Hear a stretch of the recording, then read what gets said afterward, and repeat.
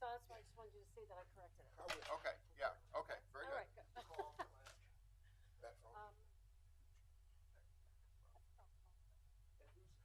Mayor's not here? No, Ken's not gonna be here either, right? Ken's not gonna be here. No. Okay. But the mayor's calling in. I do have a I don't know how to. sixth person. Do you know how to work this? Allow it. Anybody know how to work this? I think he turned it on. He did, but I'm trying to answer.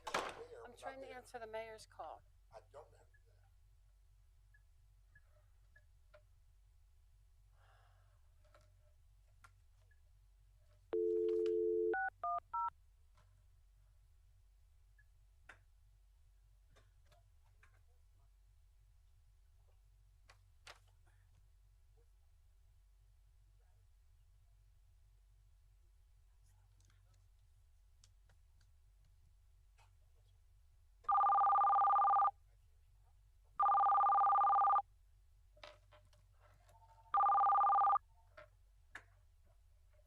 Hello.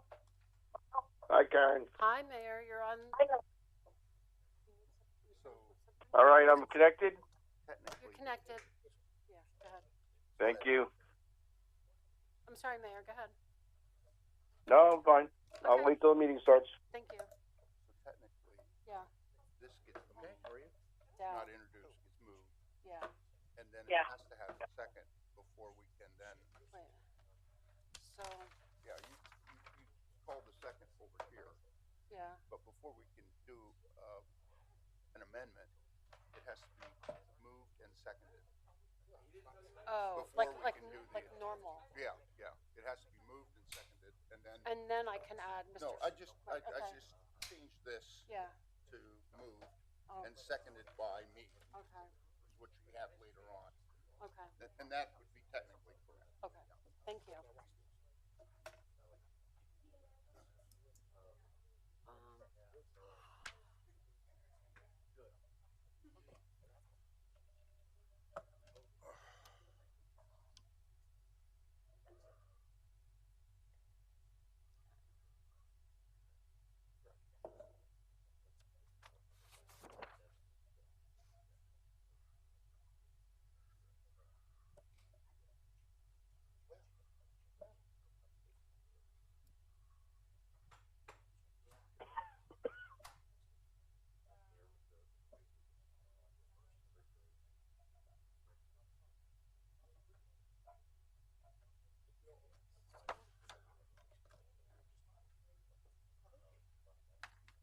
To me, that was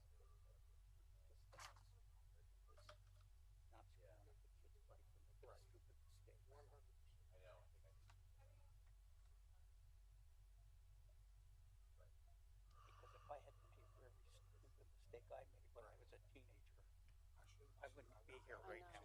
now. Nobody. What is the amount, Frank?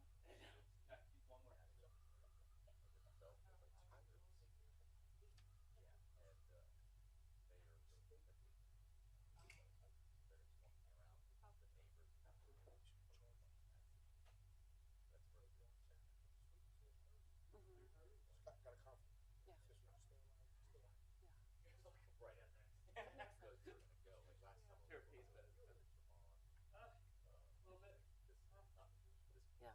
Hi, honey. How are you? Like, how are you? Please. If you don't want an extra now, you can give it to me tomorrow. Okay.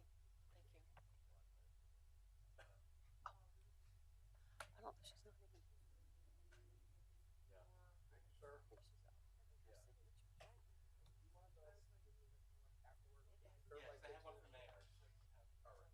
I can scan it and send it to the mayor. I I'll told scan him I it. was gonna take one for him. I'll scan it and send it to him.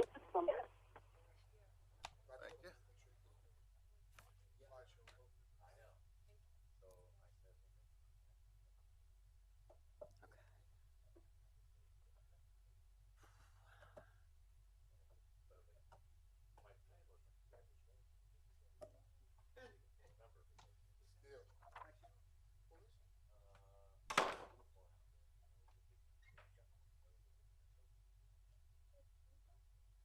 Hey,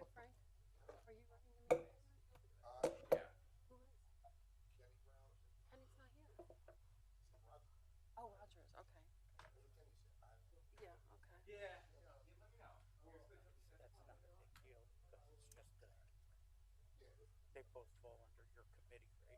Right.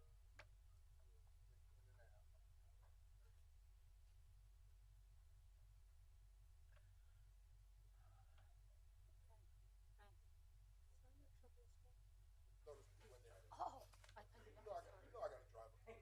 Oh, I don't. I get a personal drive. When I whistle, they come around. Lucky you. On January 14th, I emailed everybody this thing that you have to fill out, the financial statement.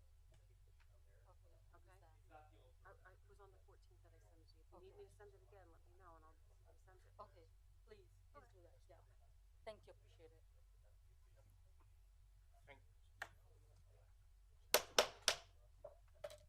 I'm gonna call this committee meeting to order, and I will turn it over to Councilman Fitterlone, for our first item on the agenda, which is the landlord engagement program. Thank you, Councilman. So tonight, we're gonna start with that. We have some people from, Home Easton that are gonna present. Oh, there he is. Mr. Brett and Ms. Weber in the back. So this was a policy that started in 2015. However, it was made. Mr. Pitabo, could you speak into the microphone, please? I can't hear you. Yeah. Is the wind blowing your hair? Much better. There we go. Now I hear you. So in 2015, the city started a landlord training program. It wasn't mandatory, and what ended up happening was a lot of the good landlords, or landlords that wanted to be good and wanted to be kept up with events and things, showed up. The bad ones didn't. There wasn't really a budget for it or anything of that nature, so it kind of fell to the wayside after a year or two. As a landlord, as someone who's been in the community for so long, I knew the need for it. So before I got elected in May of 23, but I had all that time till January to get sworn in. So I started then working with John Kingsley, who brought in Michael Brett, to start discussing this program and some ideas I had, some ideas they had. Michael Brett then asked if he could take it to Home Easton and let them run with it and work on it, to which I obviously was happy and accepted. So this has been starting, I think Haley came in July, and they've been working on it ever since. I'll speak a little more on it later, but we're going to let Mr. Brett start with the slideshow presentation of what we're presenting. Thank you, Councilman Pinbone. And I do have a slideshow presentation. I'm not sure where the dongle is. Oh, right here, sorry. Oh, That was from here from earlier, I'm sorry. um,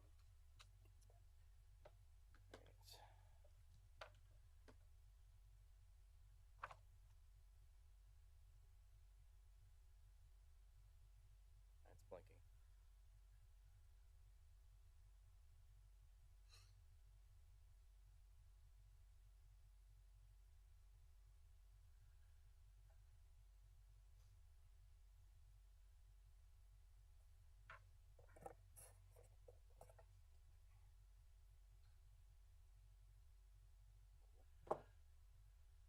Just while Mr. Brett's getting it ready, since I brought this forward, or we mentioned it, that it was going to be on the agenda, I received calls from the Lehigh Valley Realtor Association, to which myself and Haley Weber met with their committee about 2 weeks ago.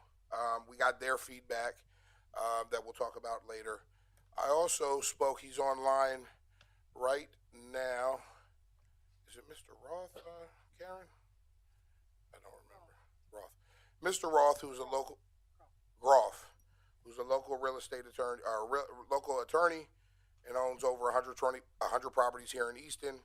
He had some input, and he's on board with what's happening. He thinks it should be a little more stringent, but we're going to discuss it later. So that's what we've been doing since it's been announced. Mr. Brett, please take it from here. Thank you, Councilman Pinbone. I'm not going to spend too much time with Home Easton right now because we are planning a very hard launch of the organization in late April. But I will talk a little bit about the process that got us to here and the role that Home Easton played in this program.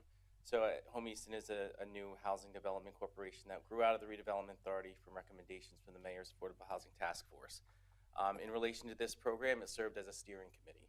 So this was a product of the Redevelopment Authority staff working with the Home Easton board to mold it and drive it into what you see before us. And every council member has the latest version, which we would consider a final draft.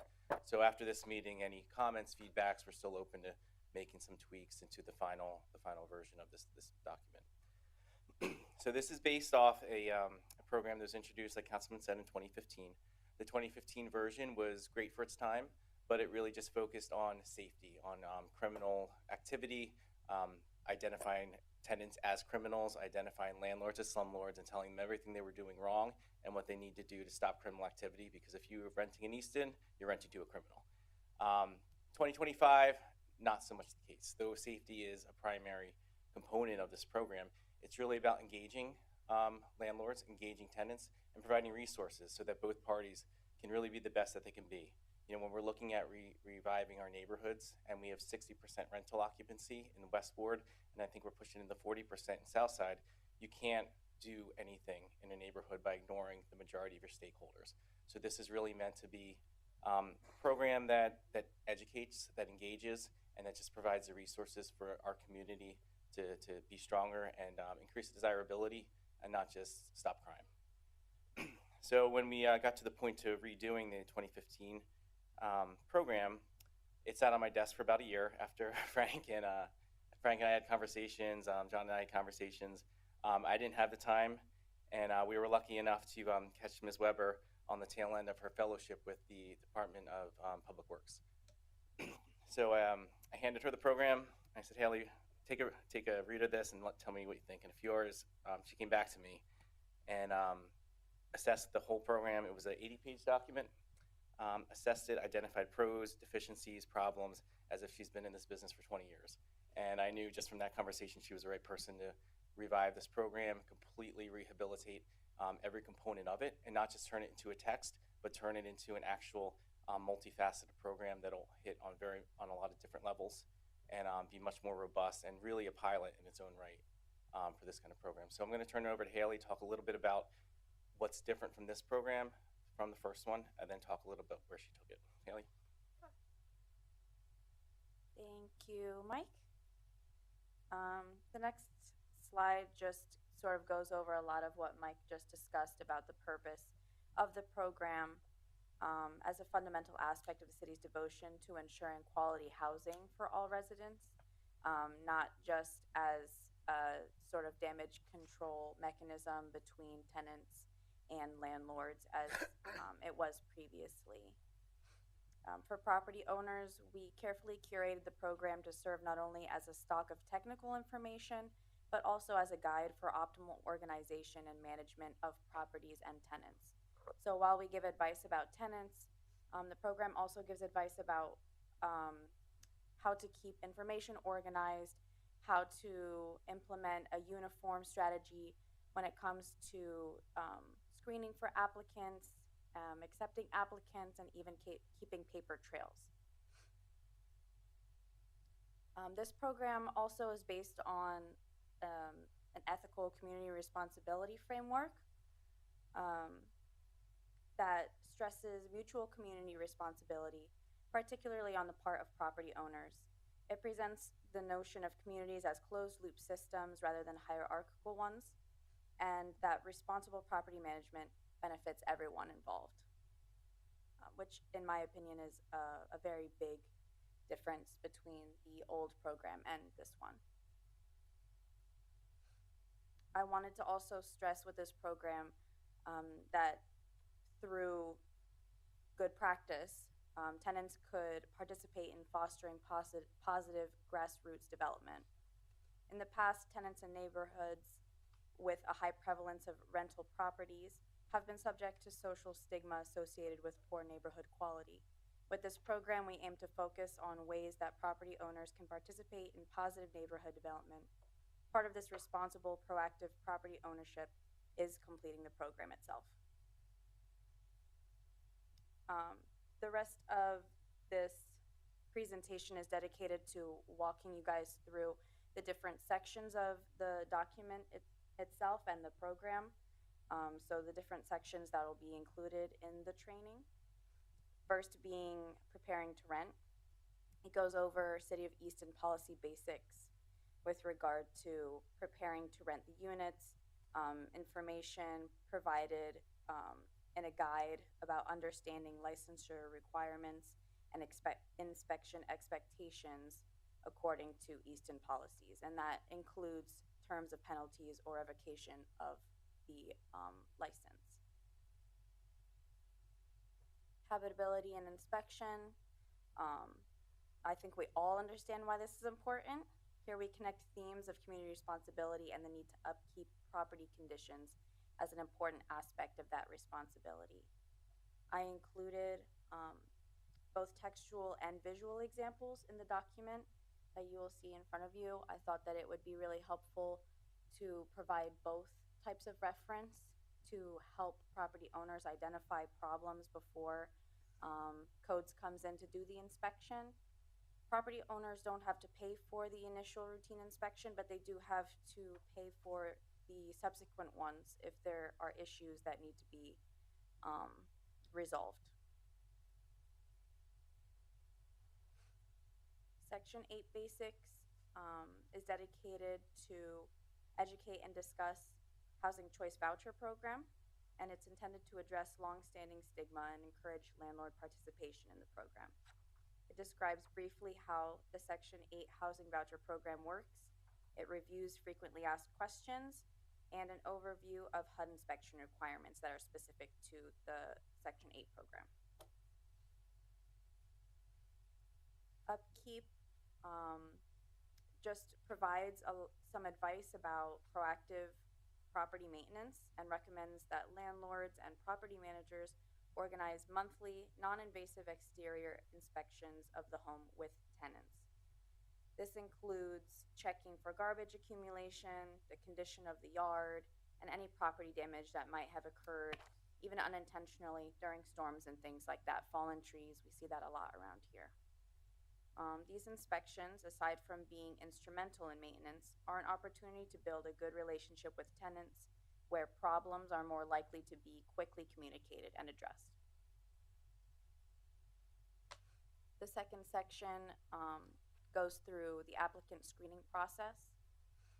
This part is just a basic description of the purpose of the screening process and making sure to stress the importance of exercising a uniform screening routine with all applicants. This can influence how landlords advertise for their properties and select tenants in a way that is non-discriminatory. We go over civil rights and fair housing. I created the visual here on the right just to help organize otherwise confusing information that go over the federal, state, and local standards for fair housing. It can be kind of confusing for property owners to navigate. This language in the original document was quite overwhelming and confusing, and I know that a lot of property owners struggle with this because they want to make sure that they're not crossing any boundaries with regard to what's considered discriminatory and what isn't. So we provide examples of non-discriminatory screening methods. Here we go over screening criteria. The list in this section covers all of the most basic criteria that can and should be required of all applicants, including a complete application, verifiable rental history, sufficient income, and 2 forms of official identification. Making these criteria known during the advertising phase can help discourage individuals who cannot meet this criteria from applying in the first place. The frequently asked questions section used in this part of the text reflects literature provided by North Penn Legal, among other recommendations that I received during Home Easton meetings and from other people that have weighed in during the editing process. They concern more specific circumstantial matters such as maximum occupancy and disability accommodations.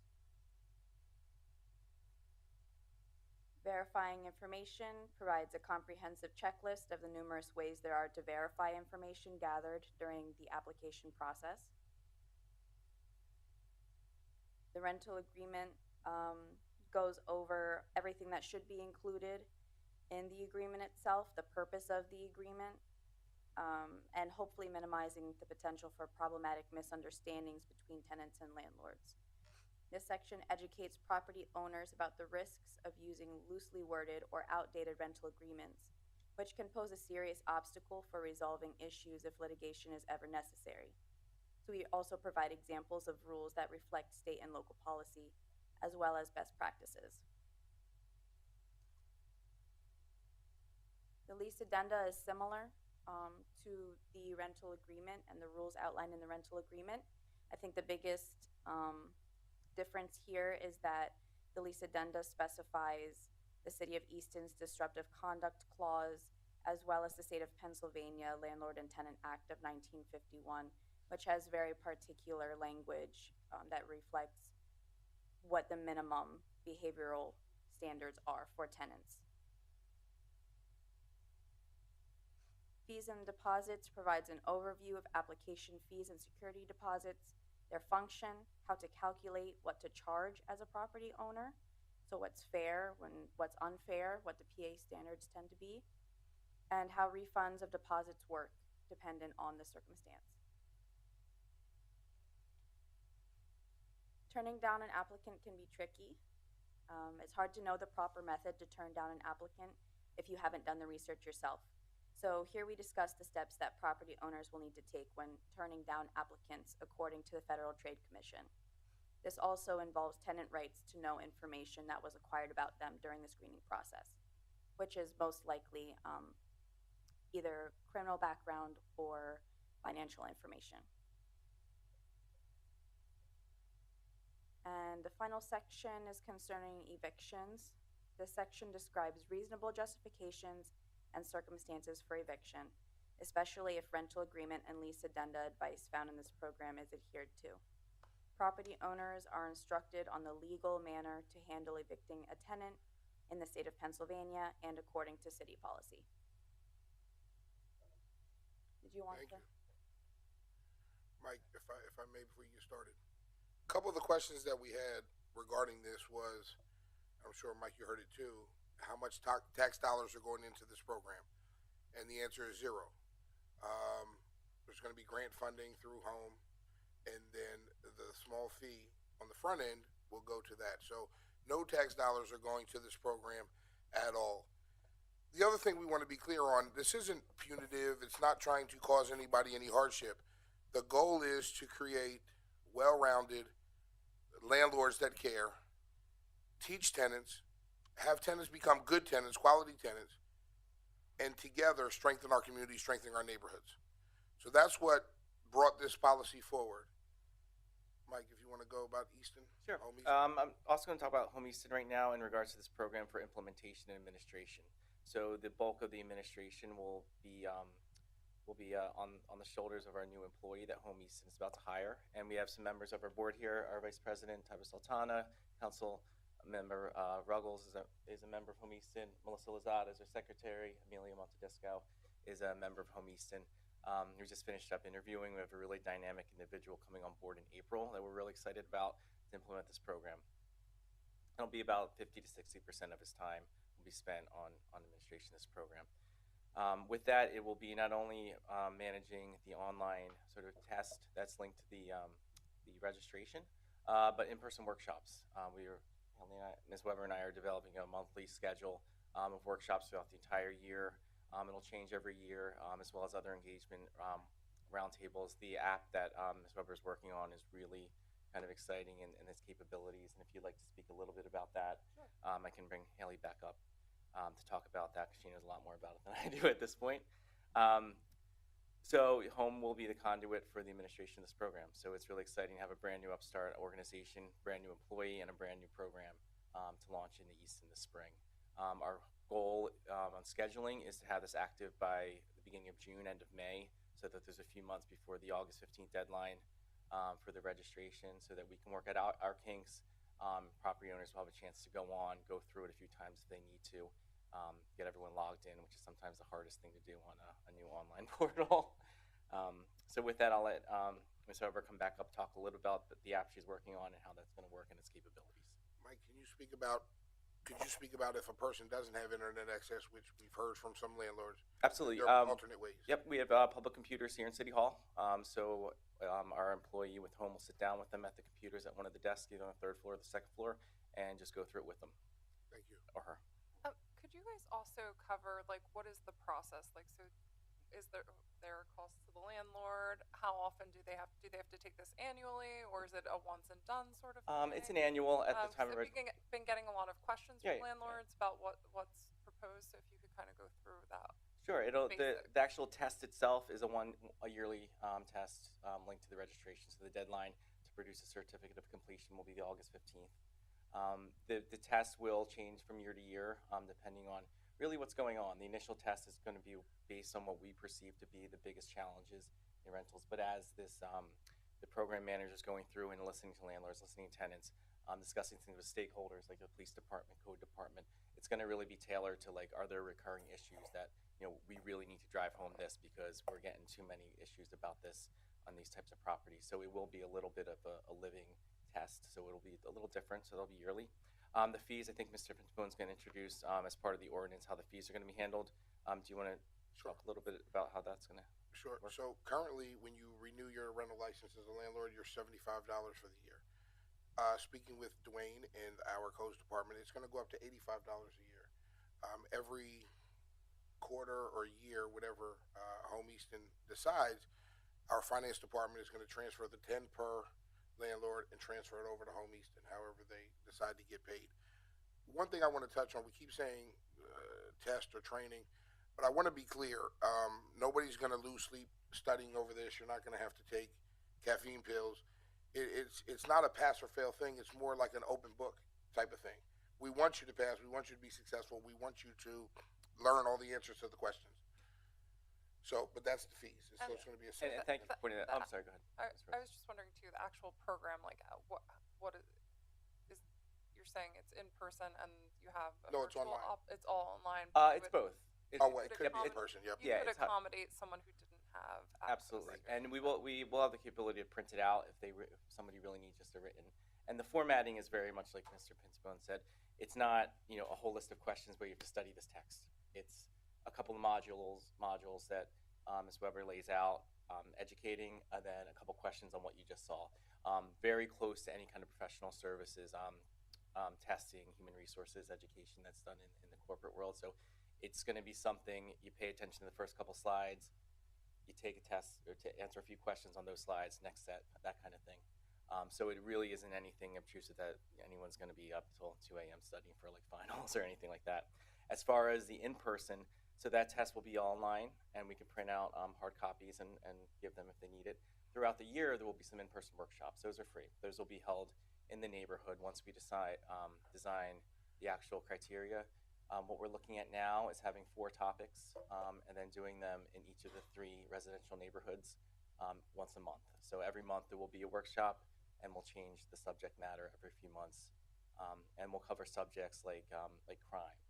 We'll have one just on crime prevention because it's still an issue, right? What was a nuisance law? When is things a nuisance? In those cases, we'll work with the police department to get some accurate information. Hopefully, a police officer can even join us to discuss that in person. When we get to talking about codes, we'll go over some of the code issues, right? And we'll have someone from the code office in person answer questions. And a lot of these will be geared towards tenants too. This is part of the tenant education. So with the code thing, we'll say, okay, well, only flush toilet paper down your drain. Don't flush wipes or diapers. They're going to clog your drains and cause your landlord a lot of money in repairs, which landlords don't want. Take your air conditionings out of your window because you're reducing, you're running up your electricity bills by leaving them in all year. Things that will help the tenants be better tenants and hopefully reduce the maintenance costs on the landlords and just improve that relationship. So those are kind of the subject matter with the in-person training. The also kind of in-person component that's not as tangible is just the relationship building between the program manager and the community stakeholders. So this role is really meant to be almost like a liaison or ambassador to tenants and landlords in the neighborhoods, much like our DCD and our Main Street is to developers in our downtown, where they'll be the first person. If a developer comes in downtown, the first person they call used to be Kim Kmetz. Hey, I want to do this project. Who do I need to talk to? Where do I need to go? The goal is to have this person be that for the smaller investors, because because they still have the same questions. And a lot of times they just make it up as they go along. They do things wrong, and they cause themselves to lose a lot of money and a lot of time. So this can be that friendly face that says, okay, well, you need this permit for this permit. You need to talk to zoning about this, codes about that, and really connect them with resources throughout the city to make it easier to do quality projects and run, quality housing units in our neighborhoods. Yeah, it's great to have a resource. Will the materials be available in English only, or will No, we have? actually, I'm going to let bilingual? Haley come back and talk about the language and some of the capabilities that the app can do in those respects. Thank you. So the hard copy that you guys are seeing is just sort of phase one of the program itself. Right now, I'm building the online interface for it. So whereas previously this training was only available in person and people had to come in and sort of sit through a lecture to go through all of 76 pages of information, I really wanted to focus on usability, on easy access with the revitalization of this program. So the trainings will all be available online. Each property owner is going to have a login that's registered to them. They will be able to go on at any time and complete this either on a computer or even in an app form on their phone or on a tablet. And the interface also has the translation capabilities. So that'll be really, really nice feature. You can see the information in any language that your Google engine offers. So all of them, whether it's Spanish or Arabic or whatever else have you. The online interface is also going to serve multiple other purposes for Home Easton specifically. So Mike was just talking about the other programming that'll be going on throughout the year. I will be developing the materials for those workshops as well. And the idea is for all of that information to go online for anyone to see at any time, because the interface will also be available to the public.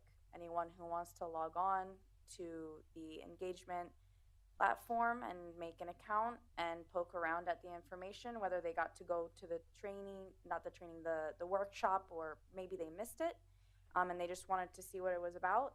Everything that we will be doing in person, all of the digital materials will also be uploaded on this program. So that's what I've been working on doing right now, and that should be done within, I would say, the next 4 months or so.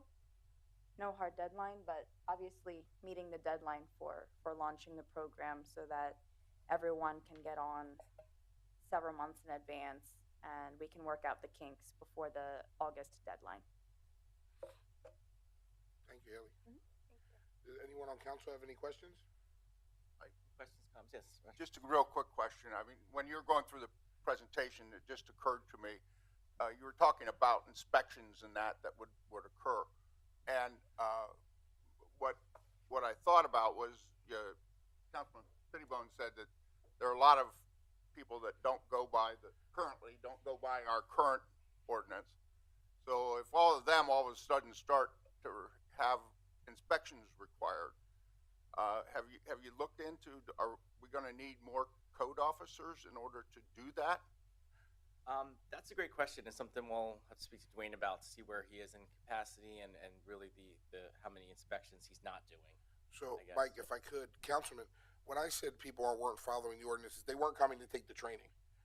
However, the way the city is set up, they have everybody on a program. So every 2 or 3 years, I forgot what Dwayne has now, your rental is getting inspected. Everybody says you can't opt out of it. You're not allowed to rent if you do. What I meant by the bad landlords, when the city created this program back in 2015, a lot of landlords took it. They wanted to learn. They wanted to do better.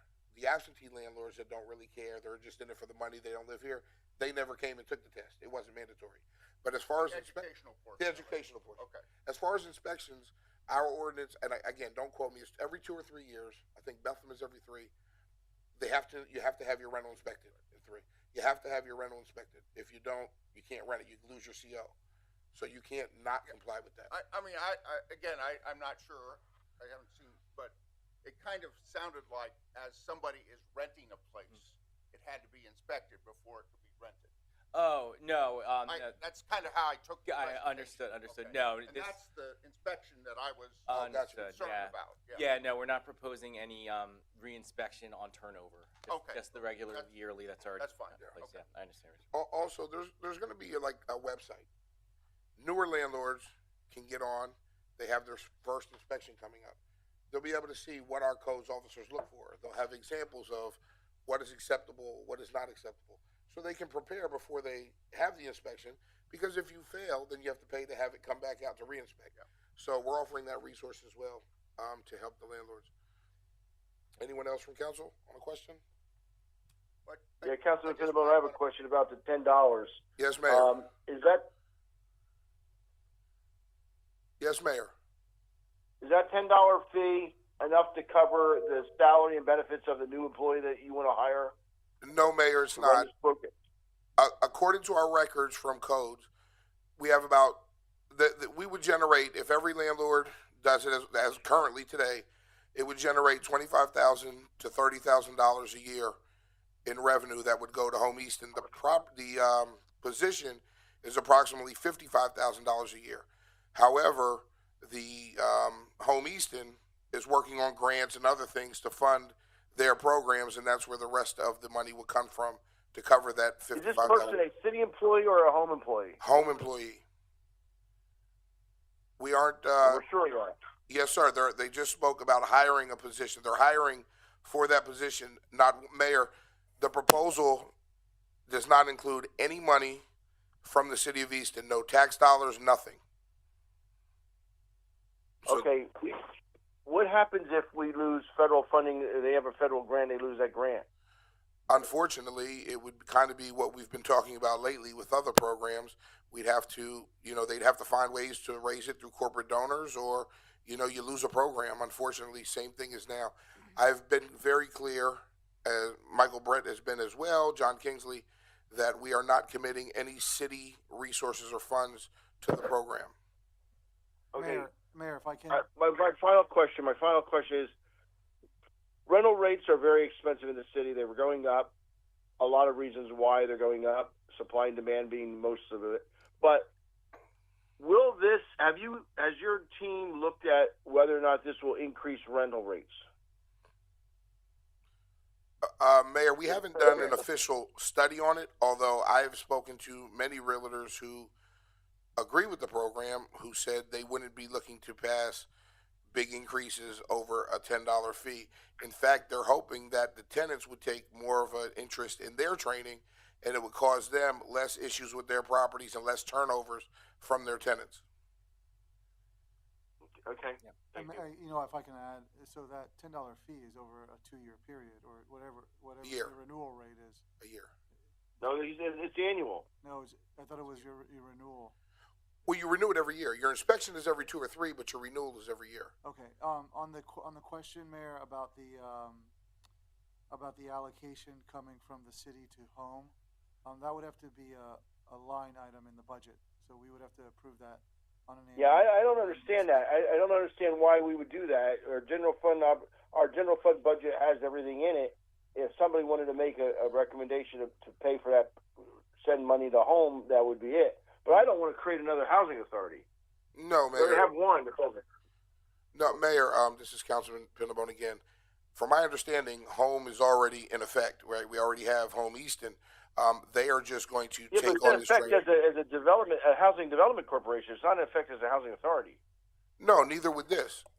This is just one hat they're wearing to provide a service to the community as far as landlords and tenants. They're not renting properties. They're not I'm overseeing not going to properties. argue the point because it's a good program and I support the program. But home was created for affordable housing, not housing. You have some rental rates that are $2,000 a month. That's not Home's mission. Home's mission was to create affordable housing and manage affordable housing that they build and manage on their own. I don't want to expand their vision to include their mission to be all housing. We have a housing authority for that. Mayor, this is Mike Brett. I think this came to home by looking at just the percentage of low incomes in areas, looking at the predominantly the most rental units that we see in the South Side and West Ward that we'll be targeting mainly are low to moderate income level individuals just based on HUD demographics. So if you think of it almost like an area benefit in the context of like a block grant type thing, and that's kind of how we saw this being a good fit for home to administer. It would also give us a lead into with this kind of demographic to offer, once we have these trainings, once we start establishing relationships, we can start introducing products that the CDFI that's being created by Neil Coplin can offer, such as financial management, opportunities for low interest loans to make renters homeowners. So it's a conduit of hitting, I think, a lot of boxes. And yes, it's not 100% going to impact, but just low to moderate income level. But I think the majority, just based on the area, is really going to hit that demographic that we want to help. Okay. I have a question. So what is the Before you estimate? do, Louis, if I could just finish with Yeah. the mayor. Mayor, we don't really anticipate the Marquee or the Confluence really relying on our services. They will have to conform and do the training, but you know they have lawyers and big organizations. This is more for Southside, Westward, even College Hill and downtown, for the smaller landlords, the lower affluent communities and rentals that we are going to be serving on both sides. I understand that. I'm not arguing the point. I just don't want to give home so much mission that they don't succeed at anything. They were created solely for affordable housing, and now we're adding this rental housing to them as well. Even though they're for lower income people, I just worry about why we would spin off $10 to them, and if it's a city, if the city is charging it, then it goes into the general fund. If somebody wants to give the home money every year, that's fine.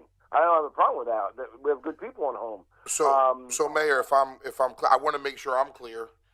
So you would rather the money come in, go to the general fund, and then a council member create a line item every year to take the fees and transfer it over to Home Easton? Well, yeah, or the mayor's budget would recommend that. I mean, I doesn't matter who gets the credit for it. I just don't think that we start divvying up the general fund by saying this person goes here. It's like saying all fines for decriminalized marijuana, that fine goes to The rec department, that's coming up next. Oh, okay. Well, I don't agree with that either. It's general fund money. It's money that comes into the city. The city council, the mayor recommends the city council a budget. The city council, you guys can do whatever you want to expend that money how you want to expend it. But to start divvying up money with specific functions, it just makes it problematic for a budget. And I would ask Mr. Campos if he agrees. Mr. who? Campos? Okay. Mr. Campos. Go ahead, Louis. Do you want to address that before you ask your question? Well, it's a process. So there's several points. So, you know, on an annual basis, we would have to just, as the mayor talked through it, it would have to be presented in the budget. If it's not presented in the mayor's budget, then, you know, council would have to make sure they itemize that amount of money to be sent over to home, just like we do for a couple of other nonprofits in the budget. But let me take a step back. My question to Mike is, what percentage of time would this program administrator spend on this particular program? I'm anticipating about 50, maximum 60%. Okay.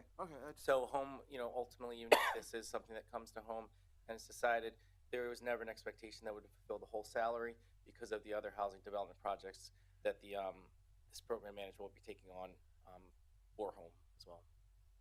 Okay, and that's something that we can look at annually.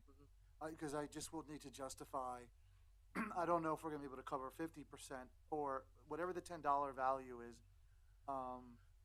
If it's 50%, great. If it's 60%, that's okay, as long as it justifies, you know, the work. But if it's less than that, let's just say it's 30% and they're doing 50% of their time on administering this program, we can only guarantee the 30%. That's what I'm saying. Yeah, and the unless council changes. but the idea is to take that $10 increment and transfer it over. Absolutely. I think it's very generous and phenomenal for the sustainability of the program that these conversations are even having with these fees. But it's nothing, I don't think the home board or even in the creation, we expected the city to kind of fully float, this position. And the app has some expenses that we're still working through. So that's the projected income for that will more than cover the app and a good portion of the time that we anticipate this individual will be spending on these activities. Okay. Mr. Mike, I have a question. Yes. Aren't we initiating program with ARPA fund? Yes, ARPA is the initial funder, so it was worked into that proposed budget as well. If we can stretch that, that'd be great because it is a finite source, as we all know. So if we can offset those costs, stretch that a little more, I think that'd be phenomenal. Mike, we're still working through those. Councilwoman, just to be clear for everybody, you mean is ARPA the initial funder of Home Easton? Yes. Not the specific. Yes. Yep, that's correct. Yeah. Absolutely. So we do have enough time to and the initial program is for 2 years. Yep, absolutely. Yeah, good point, Ms. Sultana. The initial budget that was put together for Home Easton was to fund this position fully for 2 years. For So 2 years, anything yeah. above and beyond is exceptional and will help keep the program going even longer, which would be great. So I think everything should be good. Thank you. Any other comments from council? I just want to say, I have to think about it a little bit, but I mean, the thing that the mayor brought up is the fact that, and I've just been kicking it around in my head, is, we have the marquee coming in, so those people are going to be paying every year a certain amount to support home. No, Which is, no, I would I disagree though. affordable housing program, right? And I don't know, if I were living in the Marquee, I'd say, well, why isn't the person over on Lafayette Street paying $10 a month to support home? I'm living here. Why should just because I'm living in an apartment in a building that, state of the art, right? Mm-hmm. And why should I pay money to support a affordable housing program when other people in the community are not paying to support that same program? Yeah, So, Councilman, to that point, just there's a little confusion there. The people at the Marquee will not be paying any money to support Home Easton. Nothing. The $10 from the owner of the building will go to support their training for their tenants and for themselves. It will go to the landlord engagement program. So it won't go to, it's not funding Home Easton, it's funding that one program. That money's going to a home employee, right? The home employee that's facilitating the program, they're Doesn't benefiting matter, it's a from. home employee, right? But they're paying for the service they're getting. That's what I mean. The reason why we didn't put this on as a tax or anything is because why should residents that don't own rentals or anything pay to help landlords? This program is going to benefit landlords and their tenants. And in turn, they're paying a small $10 fee to facilitate that. This program is almost going to be like a concierge to those tenants and those landlords. A one-stop shop, education, and everything. So they're paying $10 for a program that benefits them. It doesn't benefit the average person down the street or anybody else. It benefits them. Well, and the tenants in the Marquee, for example, just that building would also have access to the tenant resources that Unit Absolutely. Home would be providing. Absolutely. Whether you're in the West Ward in an apartment or in one of the new ones, the tenants would still have access, just like the landlords would have access, no matter if they're building a high rise or Right. they're renting out a half a double. Well, we could debate whether it's going to benefit Marquee or not. I mean, those people are so astute on rental that they're probably 10 times above us, Of course. And so I don't think this educational program is necessarily a benefit to them because they already know all of this and probably teach us a little bit, right? Well, and so yeah. I don't know that that's the case, that they're getting a benefit out of it. So I think that I can agree with you that they could probably teach us more. Mr. J.B. Riley could probably teach us more about renting than, he probably forgot more than we learned. What they're not familiar with is Easton. right? And we've had comments from other people saying, well, what if our Lehigh Valley Realtor Associations, they take tests for this, lawyers take tests for this, but it's not testing you for Easton. So our codes could change daily. You'll get updated information on that as being part of the program. Different things change. You know, these are specific to the city of Easton. And especially the Marquis, who has so much experience, but this is their first project in Easton. So they're going to have access to everything Easton. And I can say, when I mentioned it to them, I don't think they blinked over the $10 for the year. I mean, on their $100 million project. Yeah, and one thing I'll say, whether whether home's into them or not, I mean, it's going to be irrelevant to them because they run stuff in Allentown, they run stuff, you know, in other cities, and so they're way beyond what we do. I mean, I would say checking people out and things like that. I mean, they're probably 3 times over what our landlords do. Probably. I think the one component of that, and I'm speaking, I was a licensed realtor for a number of years, no matter how educated you were, how easy it is to violate somebody. I mean, I really see this program as a great thing for those individual landlords that are out there. I don't think anyone's immune from even unconscious discrimination, and those protected classes are typically, by data, just the lower income ones, and that's who we're serving too. So, you know, that's why I agree. If you're going to raise the rental rate to $85, then raise it, but don't say $10 is for a home program. I think Dr. Ruggles is absolutely correct. I would like the solicitors to chime in on this tomorrow night as to whether or not this has been vetted by them to be. I don't want to add any liability onto the city that we have a landlord who sues the city because they rent into a bad tenant. I mean, there's a lot of implications here that we're getting involved in the free market, and I just want to be cautious. That's all, because I don't want taxpayers to get stuck with a lawsuit in the future. Absolutely, Mayor. We actually have Solicitor Clark here, who we have been meeting with on this, so he's prepared to speak. Oh, sure. Lewis wants to say something. Mayor, I just want to say that there's not any language regarding that $10 fee that's that is going to be automatically go over to home. That's why we talked about there has to be an annual appropriation for those monies to transfer over. So it's going to be up to the mayor and council. The presentation was made. It would be $75 and $10 for home. That's why I questioned it. It was split. There's nothing from what I read in the ordinance. This is maybe a week ago. It hasn't changed. Okay, so then it hasn't changed because I did talk to Mr. Pinnabone, and I had brought that up from an operational standpoint. Just the whole process of allocating that $10 fee. But Jeremy, I don't know if you want to say anything. Right.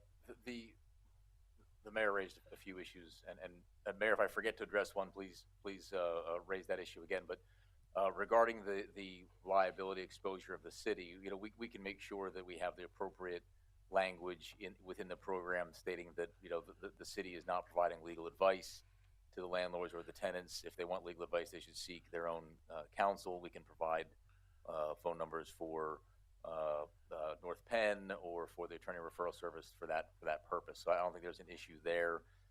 Regarding whether or not we're interfering on the market, I mean, this is simply an additional licensure requirement, and it's part of the police powers of any municipality, and so the city is allowed to set certain requirements to engage in certain economic activity. There has to be within reason, and the language that's been or the test for the landlords that's been devised and been kind of discussed so far is not going to be onerous, and I don't think it's going to trigger any of those issues that they might raise it as an undue burden on their economic activity.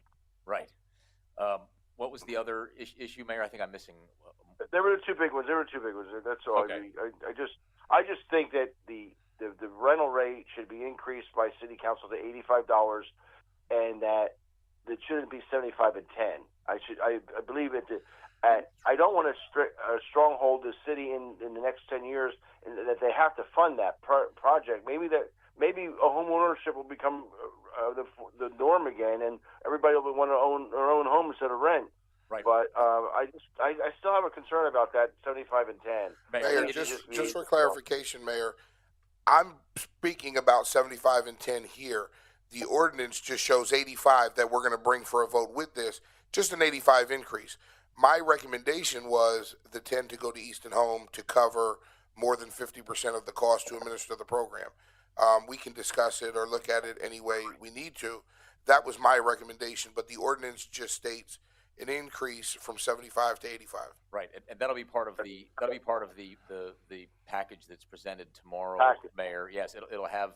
We amended the fees section to reflect that $10 increase, but it is not allocated within there. So you're 100% correct that council can decide how to allocate those funds in the future in any way that is deemed appropriate. If, like you say, home is no longer necessary or rentals aren't as big a deal, the council can do what it wishes with that money. Okay, thank you. So, on your calculation, and I didn't see it, but on your calculation, when you said we're going to $85, that's the tri-annual inspection. No, so currently the way Easton does it, every year a landlord has to renew their license. Currently it's 75. And then every 3 years. The license is not for the inspection. Correct. Okay. Right. Currently, Easton doesn't charge for your inspection every 3 years. Bethlehem charges $75 a year for a landlord to renew their license, and they charge $100 every 2 or 3 years for the inspection. Okay. Wilson charges $100 for your license. We're proposing going to 85 and adding this resource. Also, as much as I would like Easton to take credit for this, other states have done this with success. We've researched them and we've passed it on to Solicitor Clark to research them as well. Do I have any more questions from the council? All right. Anyone from the public that would like to discuss this program here? Mr. Chavon, I had no idea you were coming tonight. Well, the word realtor is mentioned quite a bit, so I figured I could get up and comment. If you could just mention your name, address, where you're from for the record. Sure. And how long do we have? 30, 40 seconds. 5 minutes. 5 minutes. Okay. I'll try to get onto that. But Asher Chavon, I'm the Government Affairs Director with the Greater Lehigh Valley Realtors. We represent 3,400 members in Lehigh, Northampton, and Carbon counties. So again, the word realtor was mentioned quite a bit, so I wanted to come and learn a little bit more about the program. And I do want to say, I want to thank Councilman Pittibone for coming in to our Government Affairs Committee and talking with us about the program. We always want to learn more about the programs that are being introduced, not just read what's in the papers, but actually, get down to the actual issues and the actual ordinance that's going to be proposed. So I do want to say that that obviously our realtors go through a lot of different training. They go through a lot of different licensing. We do actually have a local component to it. So not only are they up to speed on code of ethics, on fair housing, which they take 3.5 hours classes on just fair housing alone. And again, I don't think that those are the folks that you are targeting with this ordinance. I really don't think it's our members. Maybe it is. Maybe it's some of them. But I don't think that's the vast majority. So we do actually have a municipal database where we reach out to municipalities like Easton. We have, I think it's about 120 municipalities we actually send forms out to and have them send us things like, what's your policy on short-term rentals? Where's your zoning, GIS zoning map so that we can get our listings right? RCOs required for resale. So we actually do reach out to municipalities and provide an aggregated database where our members can go in and find out what are the laws of the local municipality in which you're listing or buying a property. So obviously I sent an email to you all outlining our position on this after talking and hearing from our members about the concern. So I don't want to rehash that, but I do want to just give you an analogy that might, get you in our members' shoes about how they're looking at this. Sorry about your laptop. I whacked something on it.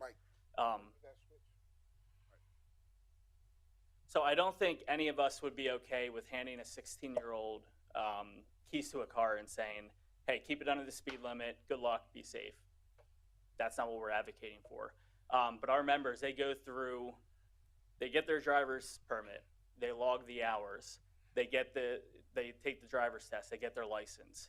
Now what this ordinance is doing for our members who are your residents, they have a lot of properties here, represent a lot of landlords, is you're saying, okay, you have your driver's license, you can drive on the road. But when you go through the city of Easton, Now you have to take an annual training on how to drive on our roads. And that's how a lot of our members are looking at it. Obviously, we have a region focus, whereas you are focused on the city of Easton and what benefits Easton residents and the housing community in Easton. And we're all for improving housing stock. We understand it's a tough market. We want everybody to know their rights, landlords, tenants, everybody understand the rights. But at the same time, this is the first time that we've heard about mandatory trainings. I know that there's been voluntary trainings here, and I know that publicly it's been talked about that Easton has mostly good landlords. So I guess my question to this council would be, can we separate the bad actors from the good actors? We already find landlords that aren't in compliance with city code, so we already treat them differently by providing fines. It's the same with our members. If they are not up to professional standards, we fine them. We have remediatory classes for them. So in that case, we already treat them differently. Obviously, I'm not a lawyer, but again, that's just things that we've seen. But again, are our members going to have to take an annual class in Easton? Are they going to have to take it every year in Bethlehem? So that's what we're looking at. We view this as overregulation. We're concerned that it's not actually targeting those landlords that I think that you're trying to reach. If people are willing to go through and get a license and have the inspections, what's the chance that they wouldn't do the training? I mean, how are we reaching those landlords that aren't registered, that aren't getting inspections? How are they going to get the training? So I'd like to pose that to you, and I'd be happy to answer any questions. But again, we were mentioning quite a bit, so I wanted to come up, and I'll be at tomorrow's city council meeting as well. But appreciate the conversation that we've had with you. So, Asher, we've spoke numerous times about this, and we came and spoke publicly with your group. Yeah. I think the issue is liability. How do we pick who the bad landlord is? I'm sure every one of your landlords at that table that day thought they were a good landlord, and they might be, but they might not be. So unless, in my opinion, the Association for Lehigh Valley Realtors are going to pay for any litigation for whoever sues us because they feel they're a good landlord, it just doesn't really make sense for us. As far as Bethlehem and other places, my concern is doing what's right currently for the residents of Easton, right? The test that we're talking about would take your professional people 10 minutes online when they're online already renewing their fee. So I don't see it really as burdensome. I don't see it, personally, I'm speaking for me personally, not council. I don't see it burdensome. I think it's a step to build quality neighborhoods. You and I have spoke.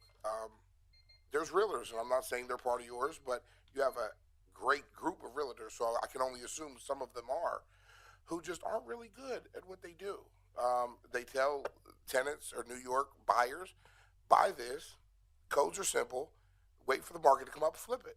And they don't really focus on it. You know as well as I do, we have lawyers like that. Every profession has people like that. Lawyers specifically. No, but really, we all have in that profession, right? So for us to pick and choose who's bad and who's not, that opens up a whole can of worms for us legally. So I wouldn't recommend that. I don't know what council will do, but just to touch base on that, a 10-minute refresh. And as you send out letters to municipalities to get updates, I think that's great, and I applaud you for that. But we're going to give it to you in real time. You don't have to send your letters out. Go online every day. If it updates every day, you'll get it every day. If it updates today and you don't send your letter out for 2 months, you're 2 months behind, right? We're giving it to you every day for a 10-minute look online while you're there anyway renewing your fee, because I think most people do it. I think this is more of a resource. And we talked about a concierge. One of your realtors or landlords might have an issue. And right now our codes department they're always moving. Well, you can call the position at Home Easton and say, hey, I have this issue. And maybe they can walk around a back door to codes and say, hey, can we get this answer for these people right away? So $10 a year for a tremendous service, I think is more than fair. Well, we understand the litigious nature. We've been in the papers recently. I'm sure you all have heard, so we're no stranger to litigation. But and again, I know my time is up, but just to respond to that, I've been on the municipal side for 10 years before I was in this position. I was at the city of Bethlehem, so I certainly appreciate the position that you guys are in. But we do treat bad landlords differently. We find them. we don't find the good landlords. So I would appreciate it if we could look into, can those landlords that get fines and that aren't up to code and aren't, doing everything that the city of Easton requires, can they take the training? So I'll leave you with that. Thank you. Anyone else from the public? Yes, ma'am. Oh, I'm sorry, I didn't see her. She's Sorry. too short, I didn't see her. It happens a lot. It's okay. I take no offense. Just to address some of what you mentioned, I think that it's a little bit dicey to try to point fingers at something that's meant to sort of apply to everyone as a standard. This sort of is part representation of the city of Easton's devotion to quality housing. If you are saying that that's what you provide, and I'm sure that that is true, because you work with over 3,000 professionals, then this should just be something that's very easy to check off of the to-do list. We would be opening ourselves up to a lot of public complaints if we made exceptions for certain people. And this program is one of the ways that we're actually gathering information on property owners in Easton, and that we will be able to more easily identify people who are falling through the cracks. But if we don't have everyone as a baseline participating to begin with, it's going to be much harder to make that differentiation. But I will say that the program is going to make it much, much easier for us to identify people who are not performing up to par. So those were just my comments too. Thank you. And I'm sorry to Mr. Chavon's comments. Our solicitor, did you want to respond to that? I mean, Haley and myself gave our legal opinion, but maybe we should ask the lawyer. No, you're correct. If without a clear metric determining who's a good landlord versus who's a bad landlord, you open yourself up to some potential claims of favoritism or anything that could come into play there, and so that's a bad idea as that stands. If council or someone wanted to propose a metric to what could be determined as a good or bad landlord, and then you wanted to take steps to address those people accordingly, we'd have to address that separately. But I think that's probably a down the road project. I think now what we've done is uniform, gets everybody on the same page. I think, Councilman, your points are right on as far as that's concerned. Thank you. Listen, you had something?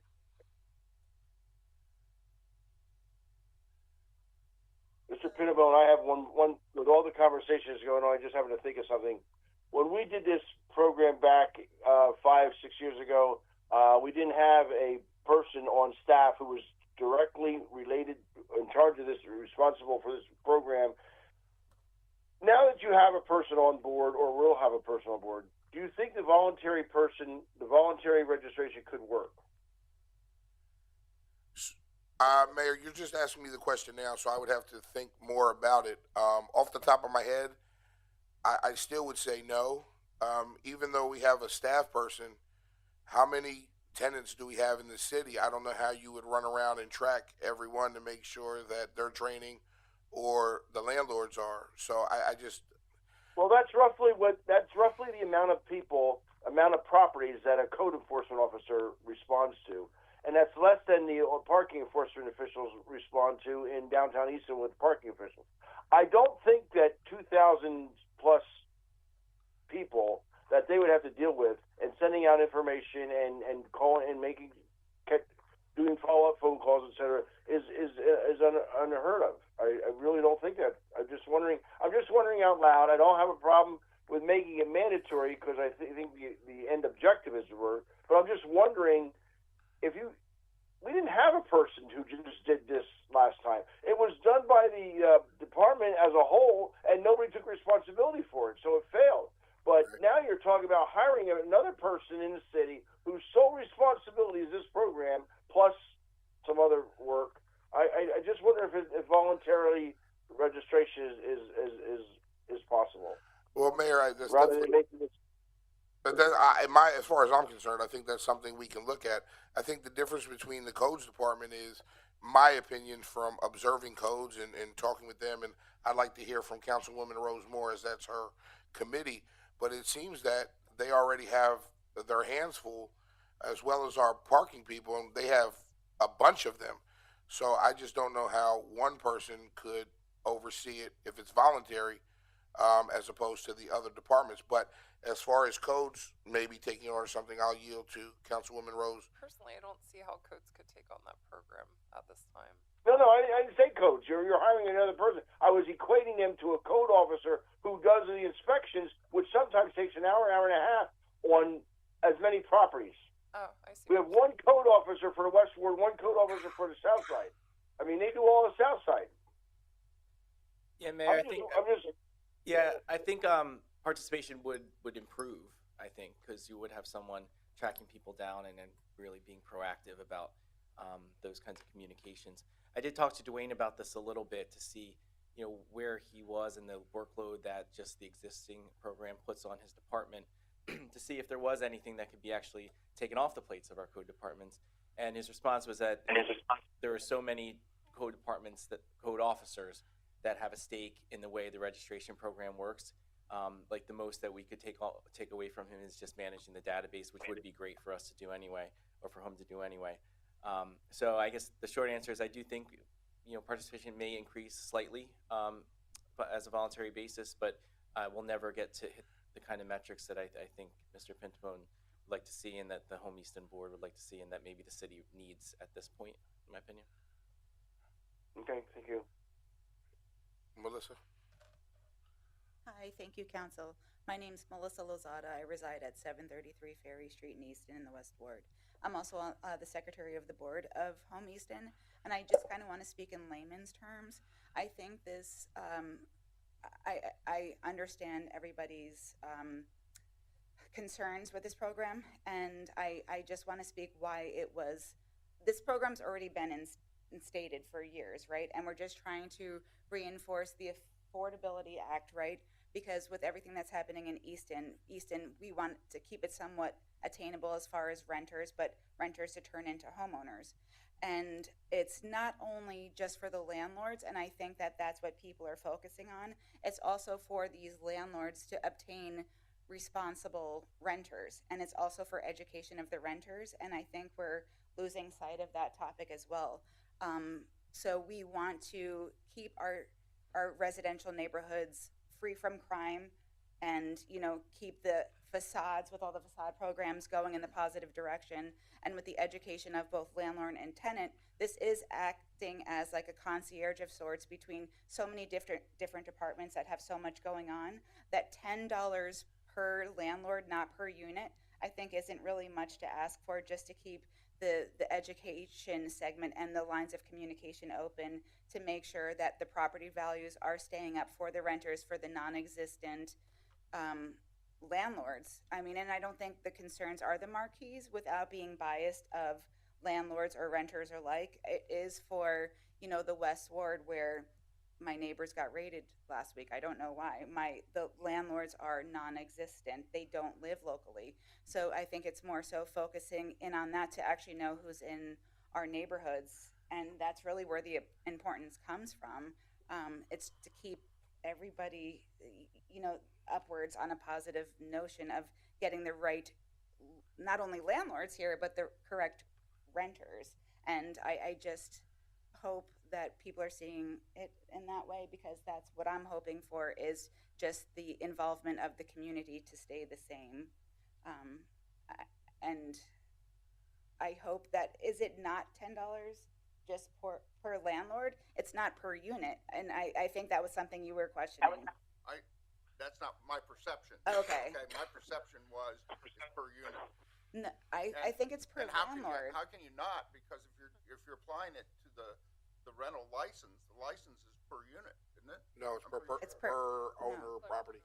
So that would just be $10 for the marquee, and so $85. So if the marquee has a problem paying $10 additional to renew their license. No, I'm sorry, I thought it was per unit.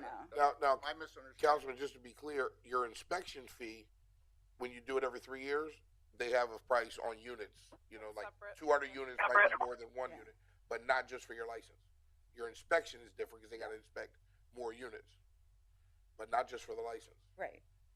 And I think, like, we're all afraid of the word test. Like, in the restaurant business, we have to take our LCB training every year, which we hate doing, that's 2.5 hours. I wouldn't mind taking a 15-minute test every year, just saying. But thank you for your time, and I appreciate you guys taking the time to work with Home Easton because they've put in a lot of hard work, and I really hope this goes through fruition. So Thank you. Thank you. You did a great job as well.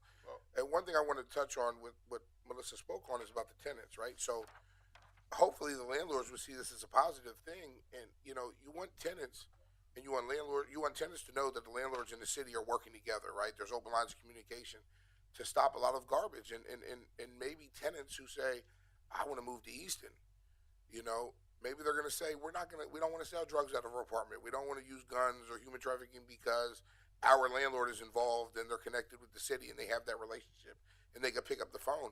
And maybe they might say, you know what, let us move somewhere else. We don't want to come to Easton. So again, I think this program will strengthen our neighborhoods and be better for the residents and our landlords. Councilman? There's a fairness issue here for me, is the fact that if we charge per owner, that means that the person out in Westward that has this apartment on the top of their house are paying exactly the same amount as Marquis is paying. And to me, that's not a fairness issue. You know, another issue that we address maybe later, but I mean, I think that if we do a licensing, there might be some index that we apply to it. You know, if you have 3 units, you have to pay $110, or you know, as you go up in the number of units, at least the price goes up, so the person out in Westward isn't saying, "Hey, I'm paying the same amount as the Marquis." How fair is that? So Councilman, as I said to the mayor earlier, But you that's just brought it up, so I that's a want to bigger think about issue. it. I'm Yeah. sorry, No. So I'll definitely. I think we'll all think about it and consider it. Yeah. My initial thought to that is they're not paying per unit, so it's not like, you know, Marquis paying and I'm paying. You're paying for a training and a concierge, right? So whether you have 3 units, the $10, Marquis getting the same amount of information and the same help. So is the person in the West Ward, same information. But So- their training for the Marquis is being applied to hundreds of people, whereas the training for that person out in West Ward is only being applied to one person. So it's to me, it's like if I go to the store and I buy one thing, and somebody else goes and buys 100 things, and they pay the same price for it. I mean, that's to me, it's their what benefit do they get? The benefit is distributed over multiple people, right? I mean, so you know, somebody has, let's say, 20 apartments. You know, they get a benefit that gets distributed over 20 different units that they're getting income from. Whereas the person in West Ward only has one, or Southside, or wherever, College Hill only has one. We could apply that same logic to a driver's license. I mean, if someone drives Uber and I'm just driving myself to work, you know, it's a licensing fee, essentially. Or if I have 2 Well, cars, you I have just one. think we might want to take a look at indexing that. But the You know, fee is because already it assessed. seems- The fee is already assessed in that manner, councilman. So What's it's already $75 per owner, whether you have one, if you have 1 unit, or if you have 500 units. Right, So I it's know. already causes the So I problem think that he's you're talking about raising. something I'm separate to talking look about at. in the future, we may want to take a look at indexing that by the number of units that a person owns. Okay, I He's thinking about something We separate. say that for our inspections. I mean, if we don't have one inspection fee for all of Marquis and the same inspection fee that we have out for an apartment in West Ward. They're different fees. They're Yeah, based but upon how many. But I think, I hear your point, Councilman, and I'm not saying no. I'd like to look at it with you, but I think the difference is the reason there's different fees because when our codes officers come in, they have to go through that entire building and all 200 units or whatever. Where if they go to a single unit, they're walking into one unit as opposed to the whole building, and I think that's where the fee differences come from. Yeah, it's also, because we looked at this some time back when Steve Norowski was here. The fee has to be commensurate with the work. So you just can't charge, we can get back to you on this, but there seem to be some state restrictions on charging more than what the work entailed. So in this particular case, it seems like well, and what the example that you're talking about, the rental fee, it's administrative. So, but we can look into that question. Yeah, Okay. it's a different time. Yeah. That's fine. I get it. I mean, it's definitely something to think about. Is there anyone else from the public who would like to be heard on this item? Seeing none, thank you everybody who came for this. We're gonna move on. Thank you very much, Council. Thank you. Thank you, Mayor.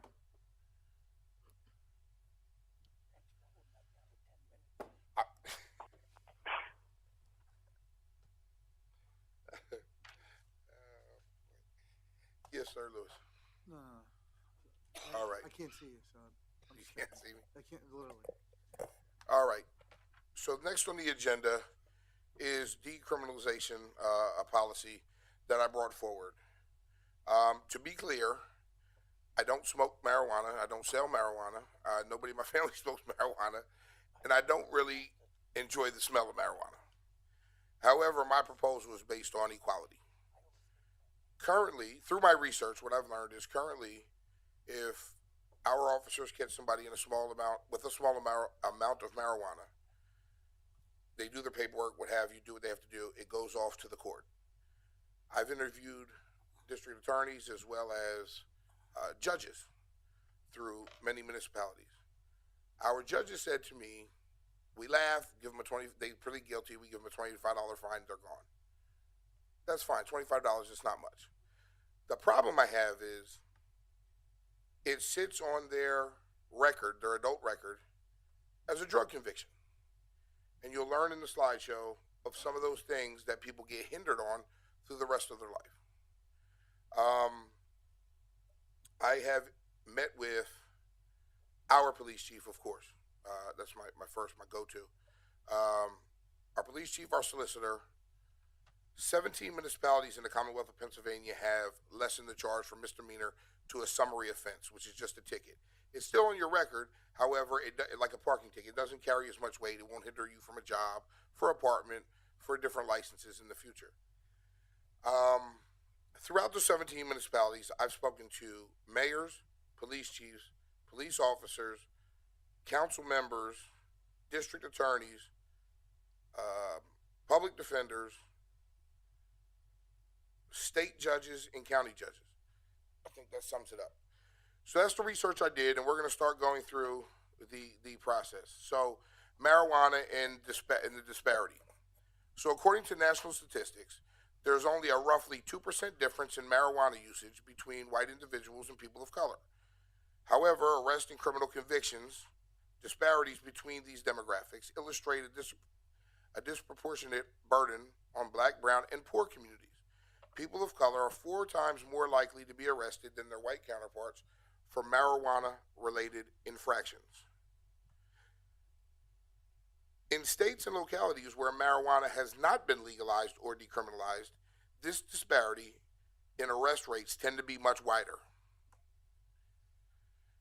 The consequences, and these are just a few. In places where marijuana possession remains a criminal offense, those who are arrested face denial of student financial aid, denial of housing and or housing assistance, denial of employment, and certain types of professional licenses. 17 local Pennsylvania municipalities have decriminalized marijuana. For the sake of space, we've included Allentown, Lancaster, Harrisburg, Pittsburgh, Doylestown, and Philadelphia. And I apologize, I have some references here from Bethlehem, and I forgot to add them to the list. Recently, if you paid attention to Governor Shapiro's latest budget proposal, it includes cannabis legislation, and he's predicting where it would legalize it in the state of PA for medicinal and recreation, predicting over $530 million in revenue annually from legal sales. According to a January 2025 poll, including a sample of 1,129 residents, 85% Democrat, 62% Independent, and 53% Republican supported decriminalization, and 63% hope to see the state move towards legalization in 2025.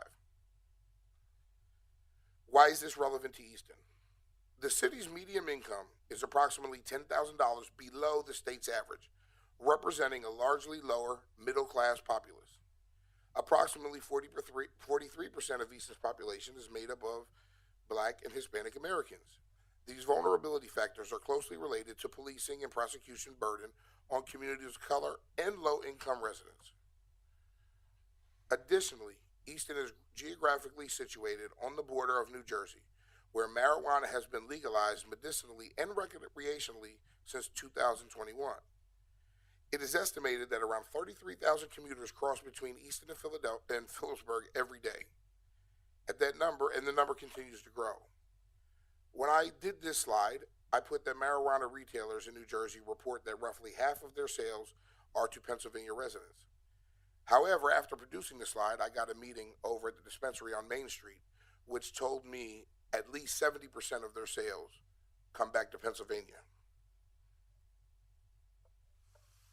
Considering all the evidence, I'm proposing a change to the city's ordinance that would effectively decriminalize or lessen the charge of small amounts of marijuana. Possession will not be it will be a summary offense. It will not be a misdemeanor. It will still appear on a background check, but as a minor infraction similar to a traffic ticket. Currently, as I stated, they're giving $25 fines. What I'm proposing is a $90 for the first offense, $180 for the second offense, $270 for the third offense. My goal here is not to legalize marijuana. That's not what we're currently doing, but is to make the punishment equitable for everyone. The hope is to create a more equity for our most vulnerable residents while still adhering to the state of Pennsylvania's stance on non-legalization. Long-term outcomes. Moving marijuana from an arrestable to a ticketed offense didn't have This is Councilman at Large Isaiah Thomas, City of Philadelphia, and the whip on council. This is what he sent me, and I can send all these documents to council. I meant to print them out, and I had some printing issues. Moving marijuana from an arrestable to a ticketed offense didn't have an impact on crime, drug use, or violence. It does, however, have an impact on economic and social problems created by criminal records. Fewer Philadelphians have to check the box on rental and job applications. Yes, I've been arrested, and in doing so, limit where they can live and how much money they can make to take care of their children and families. There is scant evidence that small amounts of marijuana are well correlated with violent crime or major property crimes. Again, that was from Councilman out of Philadelphia. And this is from Councilwoman Leon from Bethlehem. I have looked into some data regarding our festivals since we decriminalized marijuana. Let me preface this by saying some of the concerns I've heard is this legislation will turn Bacon Fest into Weed Fest. And there will be cloud of smoke, and people are worried about walking through. And that's I don't want to walk through clouds of smoke, and I don't want my church. So that was a very serious allegation. So I brought that up in other municipalities to see if they were dealing with that in their festivals. Bethlehem having Music Fest, I wanted to see if that is happening elsewhere, because that's not something I'm looking forward to or want to see either. And basically it says here that going back over the past few years, I am confident in saying that there has been no adverse effect on our festivals. That is from Councilwoman Leon, as well as administrators and Bethlehem police officers. Marijuana decriminalization is a bipartisan issue that stretches across demographic boundaries, such as age and ethnicity. The vast consensus is in support of decriminalization. These quotes are from City of Easton residents over the last 2 weeks who are in favor of this decriminalization. Oops. So I'll leave that there for a second. Again, my goal is not to legalize marijuana. The problem I have is the way it's set up currently, and I'm only going to speak to the Commonwealth of Pennsylvania. The way it's set up currently is if you have a medical card, and it used to be, and if anybody can correct me if I'm wrong, but when it first came out, you had to go only to a few doctors who were trained in this, and you had to go see them. They had to see the need. They give you a medical marijuana card. Now, like everything man touches in the world, it has been manipulated. So now you can go online, fill out some answers, pay a fee, $300 or more, and you'll get your card. You have your marijuana license card. I've run into many people in Easton, and I say, how'd you get a marijuana card? What's the matter with you? They say nothing. You tell them you have anxiety or you get migraines. There's no way for them to test it. They give you the card. The issue I have is people of affluent backgrounds who have the ability to spend $300 and pay the fees to get this medical marijuana card can be caught with a small amount of marijuana, and it won't affect the rest of their life. Someone who can't afford to circumvent the system, they get caught, and it hinders them for the rest of their life on employment, trainings, licenses, and I just don't feel that that's fair. And it should be fair and a level playing field for everyone. Now, But if both people get caught and both people get prosecuted, the same record is made, right? I mean, so someone who is more affluent still has it on their record. no, so if you're legally in PA, you can have medicinal marijuana. So if you get, I don't know, and we'll hear more from the chief and from Jeremy, but if you're caught with a small amount of marijuana, you have your medical card. You're allowed to be in possession of that in Pennsylvania. If you don't have your medical card, you're not allowed to be in possession of that in Pennsylvania. So my concern is people who have the means can circumvent the system, people that don't can't. And that's a concern of mine. So we increased the fees, the fines, and we're doing like other municipalities that myself and our solicitor found. It's 3 strikes almost. Your first fine, and I'll go back, is 90, it goes up to 3. After your third offense, it goes back to the county. It's up to the judge to decide what the consequence would be. I'm not looking to legalize something in Easton only, but I'm looking to make it fair and consistent for all of our residents. Chief, I don't want to move you up with public comments. I'd rather you speak. Sure, I appreciate that. Chief Carl Scalzo, City of Easton Police Department, 48 North 4th Street. Good evening, everyone. Unfortunately, I have the unfortunate responsibility here tonight to once again come before you to just offer my concerns and my general opposition to an ordinance being proposed and those opposition and those concerns are for various reasons. 2 very specific reasons. First of all, Councilman Pinnaman, I do appreciate all the time. I mean, we spent 2 hours just yesterday just talking about this topic, and we really kind of went around and around and around as far as the issues that I had and how Councilman saw it as well.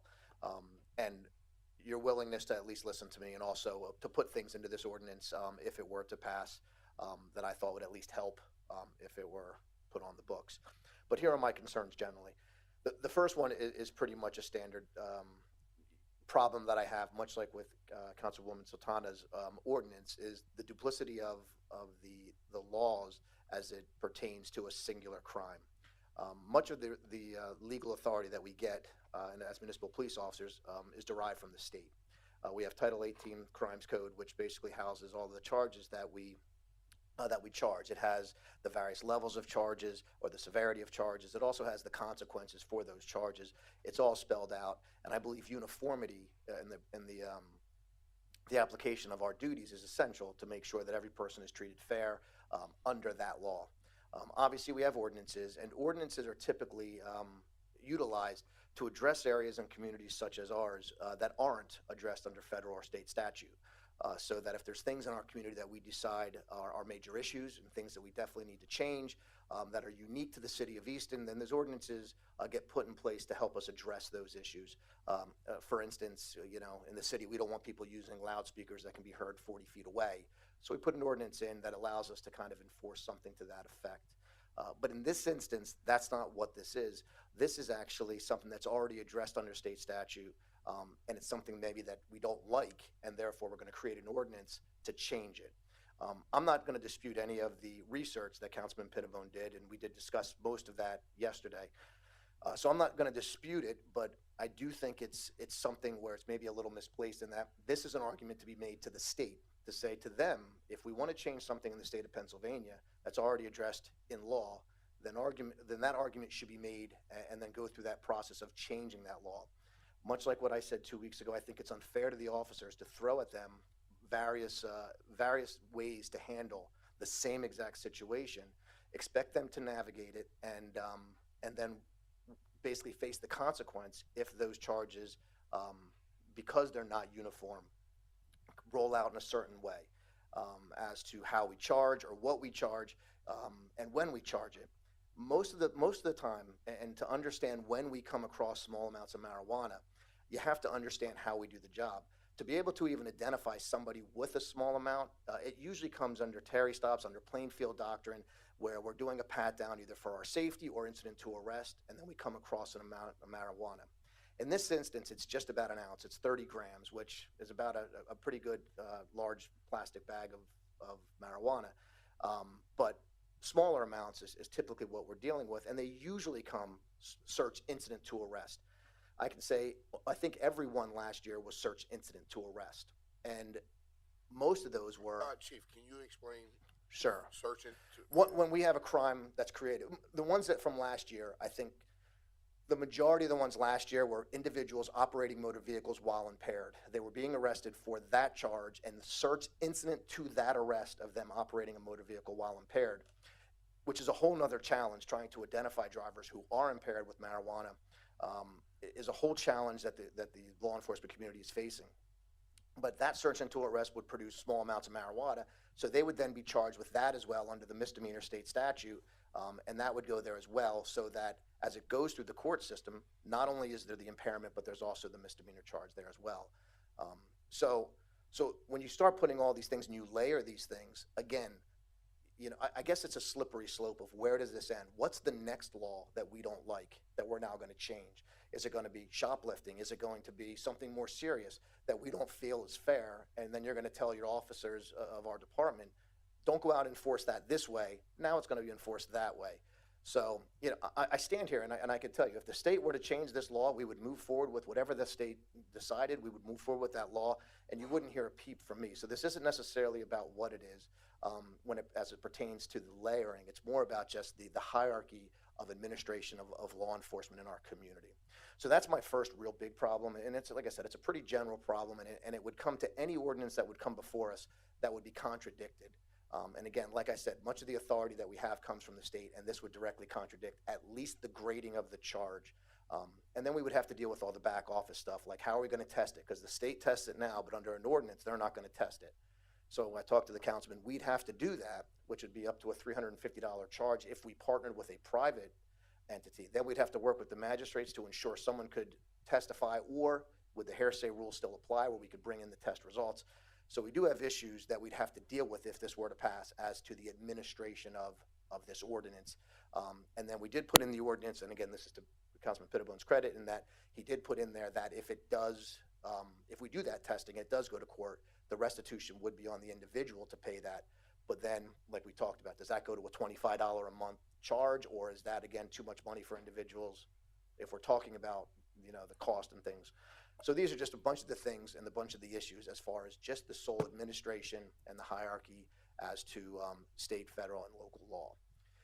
The second issue that I take with it, and again, having been with the city now, I'm in my 27th year and 13th, like I said, years as chief last time I stood at the podium. I've seen the city go from 1,500, 2,000 Part 1 UCR violent crimes down to about 300 to 400 Part 1 violent crimes. And those are your rapes, your robberies, ag assaults, and those things.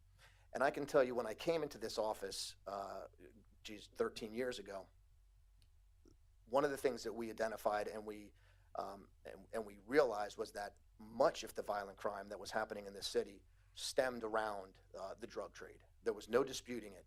And I remember battling, and I remember having conversations with council people and others who basically said, going after drug dealers and trying to remove those things and trying to arrest your way out of the problem. That's what I kept hearing. You can't do it. You can't arrest your way out of the problem.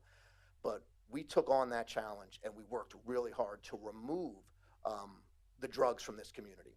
My fear with an ordinance like this is not necessarily that it's going to make our city horrible. I mean, it sure, I guess, could make things worse, but I'm not standing here with any data to support that statement. It's my belief that we could basically be offering a beacon to everybody out there who wants to come to our community and thinks now Easton is a weed-friendly city. Easton is okay with marijuana in our city. And that is, and I can't stress it enough, and as we talk about this, it's important that we let everybody know, as long as I'm chief, that's not going to be the case. Like, we are still going to be diligent when it comes to drugs coming into our community. And so I don't want to see the uptick where people feel that they can come here and that they can possess marijuana, the stats that you gave Councilman are, if accurate, and I'm sure that they are, I think make the point. 70% of the weed that's getting sold over in Jersey is coming into our state. I don't think that putting things like this in place is what we want to do as a city to say, it's okay. I feel like it's a throw your hands up and almost give up and say, if it's coming in here, let's just try to do something like this to make it less consequential. And again, the big fear, although maybe more perception than reality, I don't know, I think is going to give the perception to many that Easton is a city that buys into the whole thought of marijuana is not something that we need to be concerned with. I do think there's a lot out there that talks about there are a lot of reasons to be concerned, whether it be psychological reasons, addiction reasons, there's a lot of different reasons that I think that we should be concerned, especially when we're talking about our youth and things like that, where I don't think that putting ordinances in place that give that impression or that thought. I think as for lack of a better term, the adults in the room, we should be saying, no, we're going to stay with what the state law currently states. We think it's a big deal. We don't want it here in our city. And I think that by doing that, we'll kind of keep things moving in the positive direction that they moved. Whenever I look at anything that we do for this city, I always ask myself one very, very basic question is this going to make our city better? Is this going to make the citizens who live here and the people who come to visit, is this going to be better for them? I don't know if this ordinance makes it worse, but I can assure you that I can't see any way that it makes it better. So that's pretty much all I have to state about that. Thank you, Chief. And I appreciate all of our conversations over the last 2 weeks as well. Your commitment to the city and bettering the city and to our police departments are unquestionable. We talked about that yesterday. I've been here my whole life. I saw what Easton Police was. I see what Easton Police is now. So I'm always a fan of our police department and your leadership. Couple things I want to address when you said about changing the law. I have no desire to change the law. What I want to do is change the punishment. I'm also changing the fees from $25 to $90 on the first offense, and nobody had an issue with that. I don't want to change the law. I just want to change how it affects them going forward. I don't want to see a young person, a poor person, or anybody else get caught with 5 grams of marijuana they're smoking at 20 years old, and it hinder them from getting a job or apartment or financial aid or anything 5, 10, 20 years down the road. I just don't think that is fair. When we talk, you brought up the testing, because the way you do it now, correct me if I'm wrong, and I think you mentioned it again, you test, the state covers the bill. The way it happens now is we secure the marijuana as evidence, and then basically go through the process. Only if there's a trial would we then reach out to the state to test, and then they would do that, and then that is absorbed. I believe the state absorbs it. I don't know that it goes to the county or anything like that, but I believe the state absorbs it. I know that we're not charged for that test, but they don't test everything. It's only when it goes to trial. So your point, and from what I'm hearing, because I brought that question, as you know, to everybody else, they said less people, since the crime, the punishment is not a misdemeanor, it's a summary, less people have the desire to pay court cost and challenge it. Also, other than Pittsburgh and Philadelphia, who are much bigger, they do their own testing in the city. The rest of them, the judge passes the fee on of court costs. So if somebody does challenge and say, hey, I don't want a summary or a $90 fine, I want to pay court, I want to run court costs and testing, and they're found guilty, that fee goes to them. What I'm hearing is most people don't want to. They'll pay the $90 fine, and it's not a summary. They don't want to. Also, it's not showing any uptick in public consumption, no uptick in crime. Marijuana has never been linked, from what I was able to tell, to violent crime or anything anything like that. And again, it's just that one piece. I'm not looking to change the law. I'm looking to change the consequence. They're still going to have a fine. It's going to be 3 strikes, but I don't want it to negatively impact their lives when if they had the means to go online, make a false statement, get a medical card, it wouldn't even be a discussion. And that's the issue I have. It's the equality of it. Also, speaking with you, you talked about different charges. And as I spoke with Jeremy and other municipalities, our position is if you pull somebody over for a DUI, they have the marijuana and there's other crimes going on, you're still going to charge the other crimes the way you normally would. The marijuana is a summary. The driving under the influence, a gun, other drugs, whatever the case may be, would still be treated as it is now.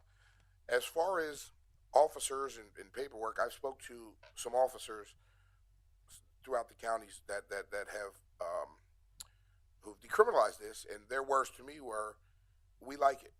It's much faster. We write them a ticket like we do a vehicle, and we send them on their way." They said, "We don't really want to break anybody's, over a small amount of marijuana." So they say it's actually freeing their time up to do more important police work than having to sit there to do all this paperwork on a misdemeanor offense. So those are just some of the things that you mentioned, Chief, that I wanted to touch base on. And unless you have something else, I'll go to council. Can I say something? Councilwoman? First of all, Councilwoman Pinabon, thank you so much for all the work. This is something should have been done years ago, when actually previous council member Peter Malone was, he brought up to the council. Few things that I do want to address. First of all, we need to understand what marijuana is. I mean, it's not a drug. We cannot compare marijuana. It's a plant-based weeds, right? So comparing marijuana or weeds with other drugs is just not, it doesn't sit well, right? And again, as Mr. THC though is the component within the marijuana plant that is the drug, and it's actually a scheduled drug. So It's what? It's a scheduled drug. It is a narcotic. It's a scheduled drug. It's not harmful for your health. It's not. No, it's not. I have done tons of research on it.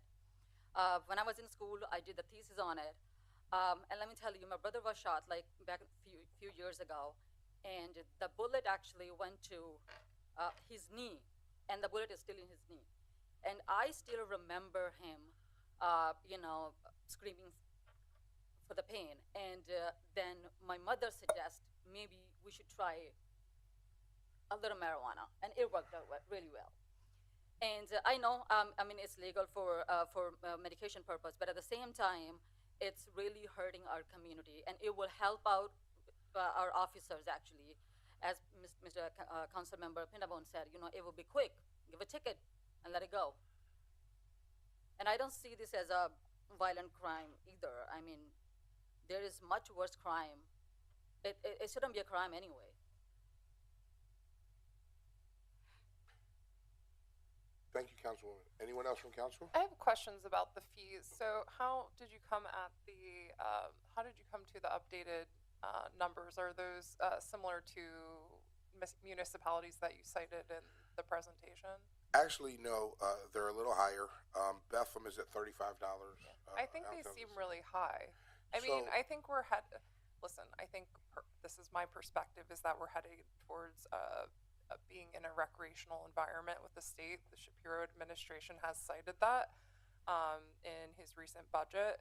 I can actually walk probably 5 minutes from here to the closest dispensary in New Jersey, and I'm not surprised that you heard that, around 60% of their customers are from Pennsylvania.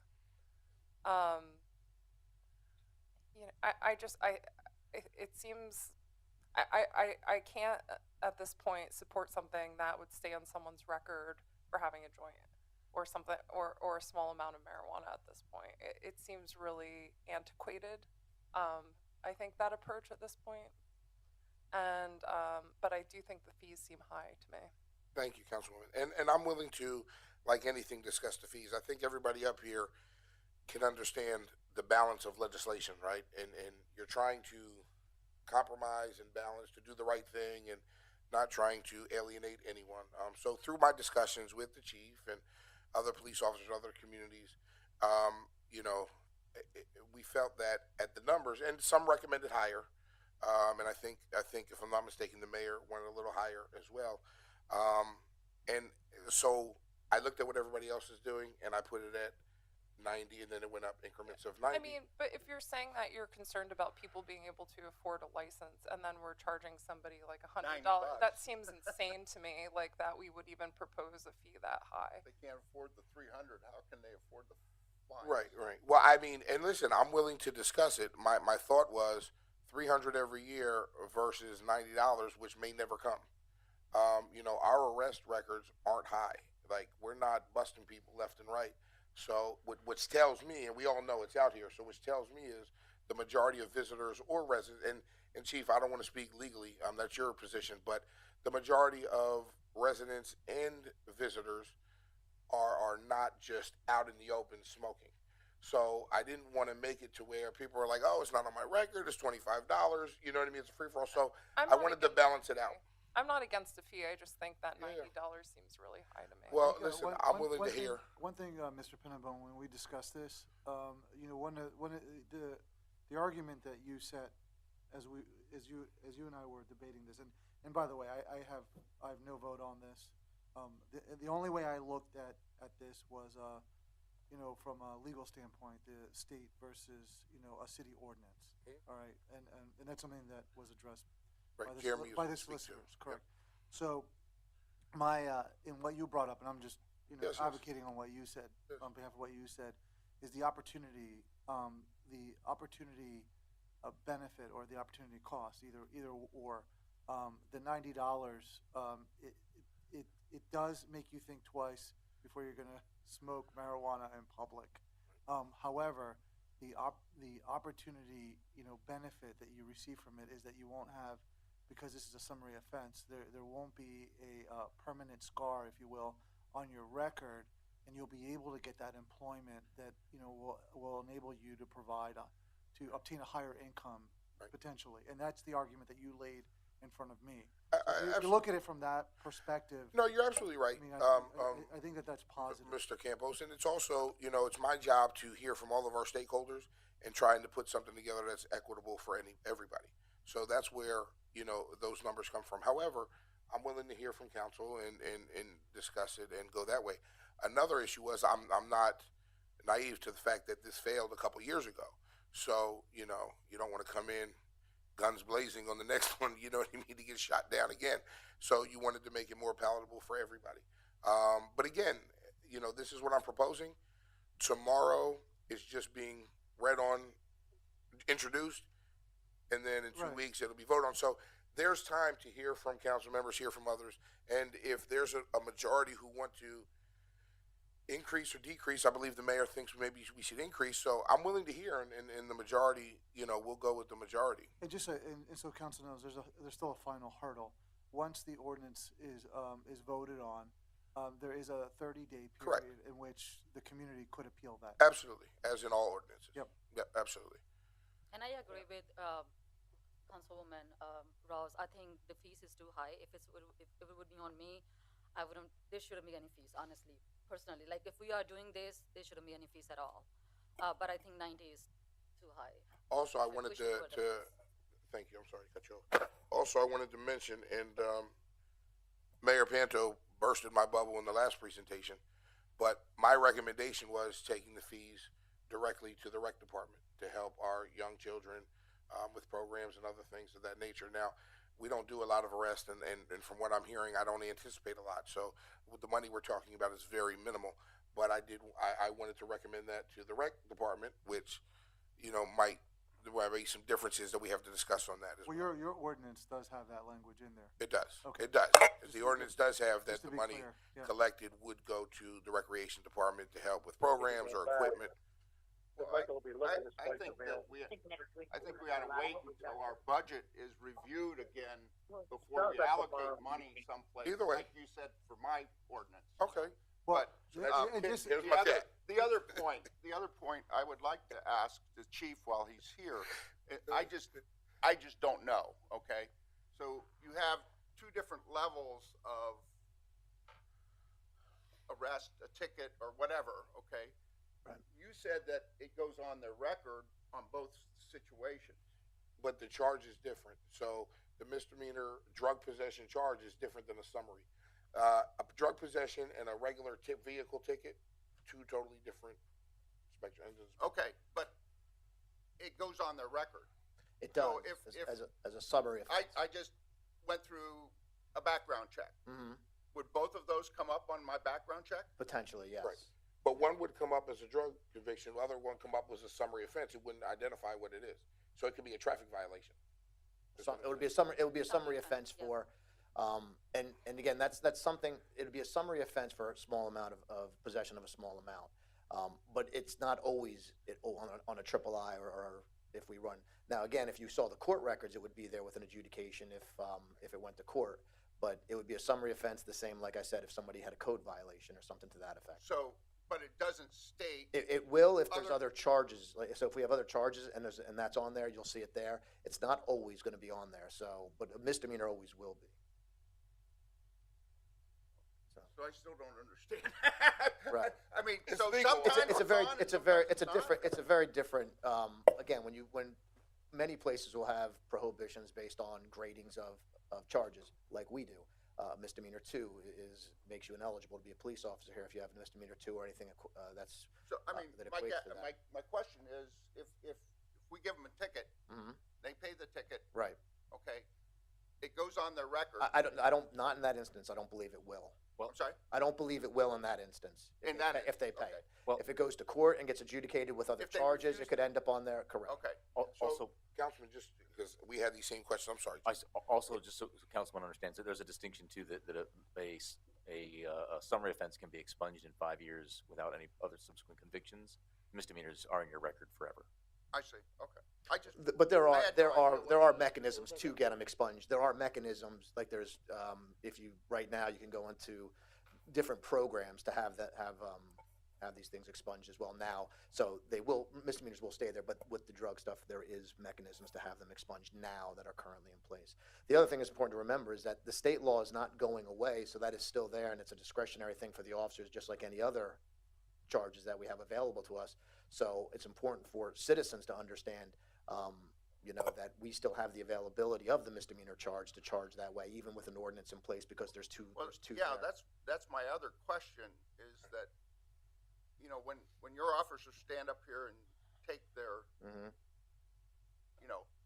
they'll enforce the laws of Pennsylvania. 100%. And 100%. we're changing that. 100%. We're not changing the laws again. The consequence, the punishment. So an officer will have a choice based on, from talking to the chief again, this is me learning from him, they'll have to make a decision whether they want to file a misdemeanor or a summary. Now, I would hope that our police officers would be consistent across the board. If somebody's getting charged with a summary and somebody's getting charged with a misdemeanor, I think everybody in here would want to know why. Exactly. Right. So I would hope that our officers would be consistent and try charge everybody with the summary instead of picking and choosing. So potentially we could pass this and the police department says, we're not gonna do that, we're gonna go along with the state, and nothing would change.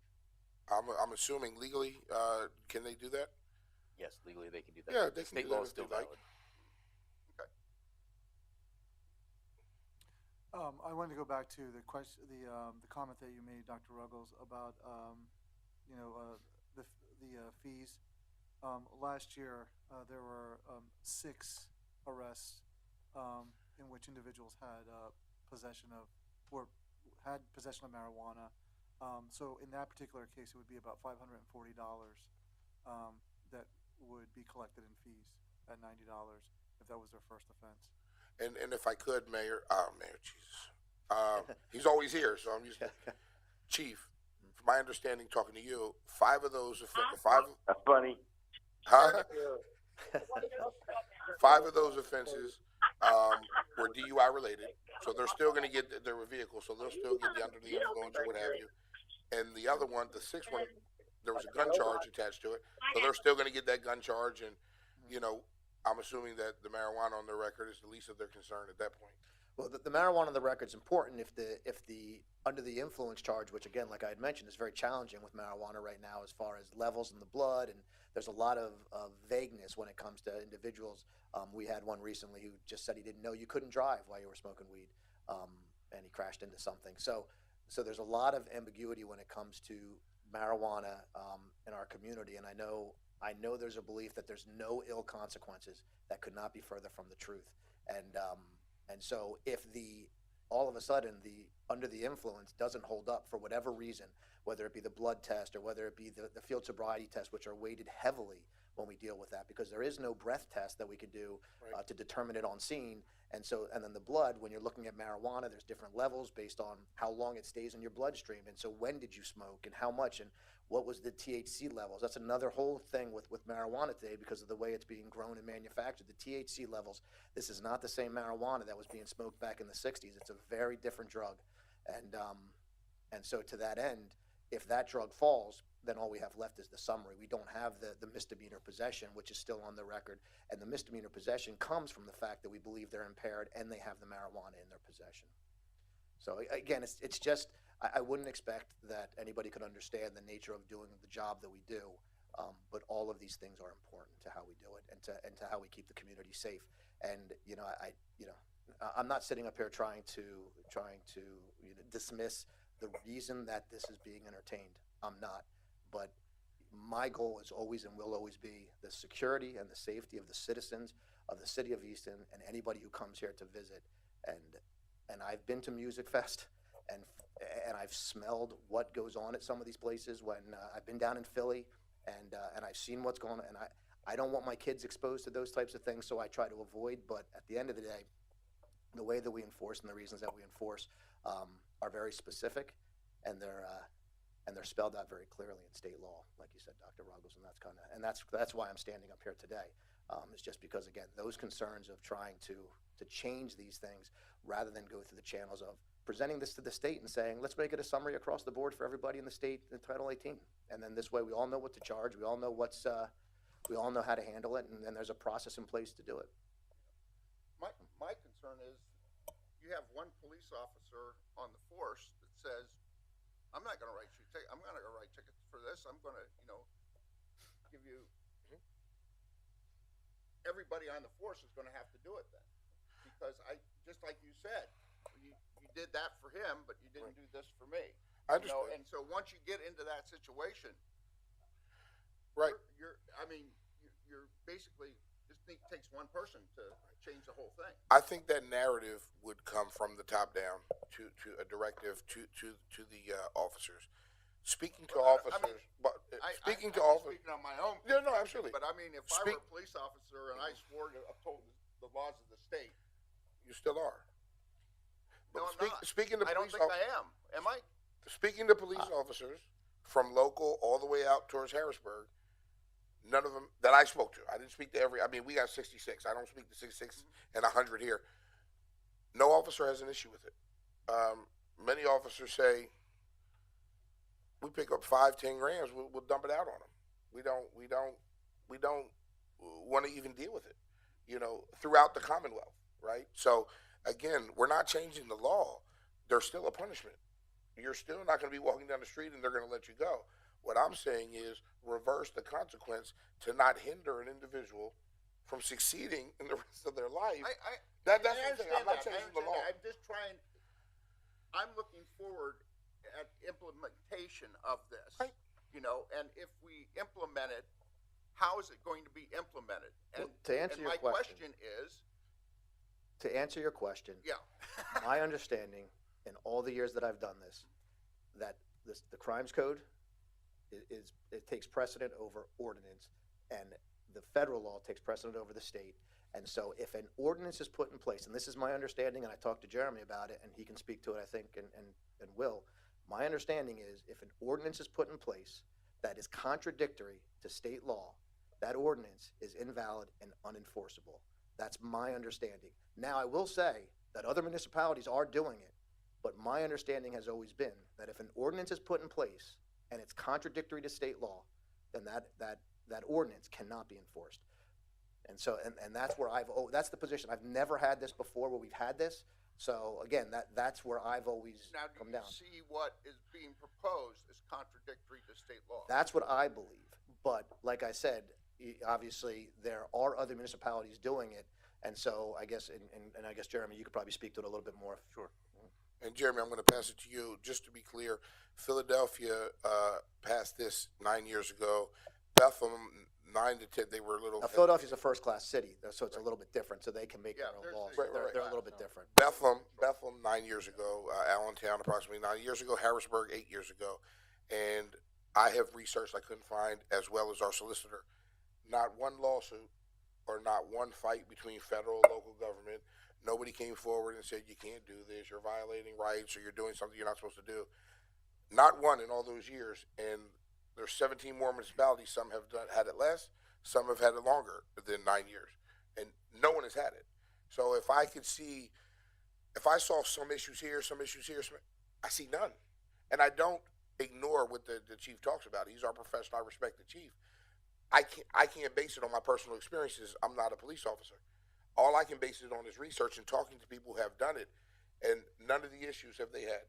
None. But not being challenged doesn't necessarily mean that that I'm not incorrect on the unenforcement. No, I'm not saying you're incorrect. It hasn't been challenged, but who would challenge it when they're getting a reduced charge? Right. So I don't see, basically putting talking to something in Jeremy, place. the only one that would challenge it would be like our police department.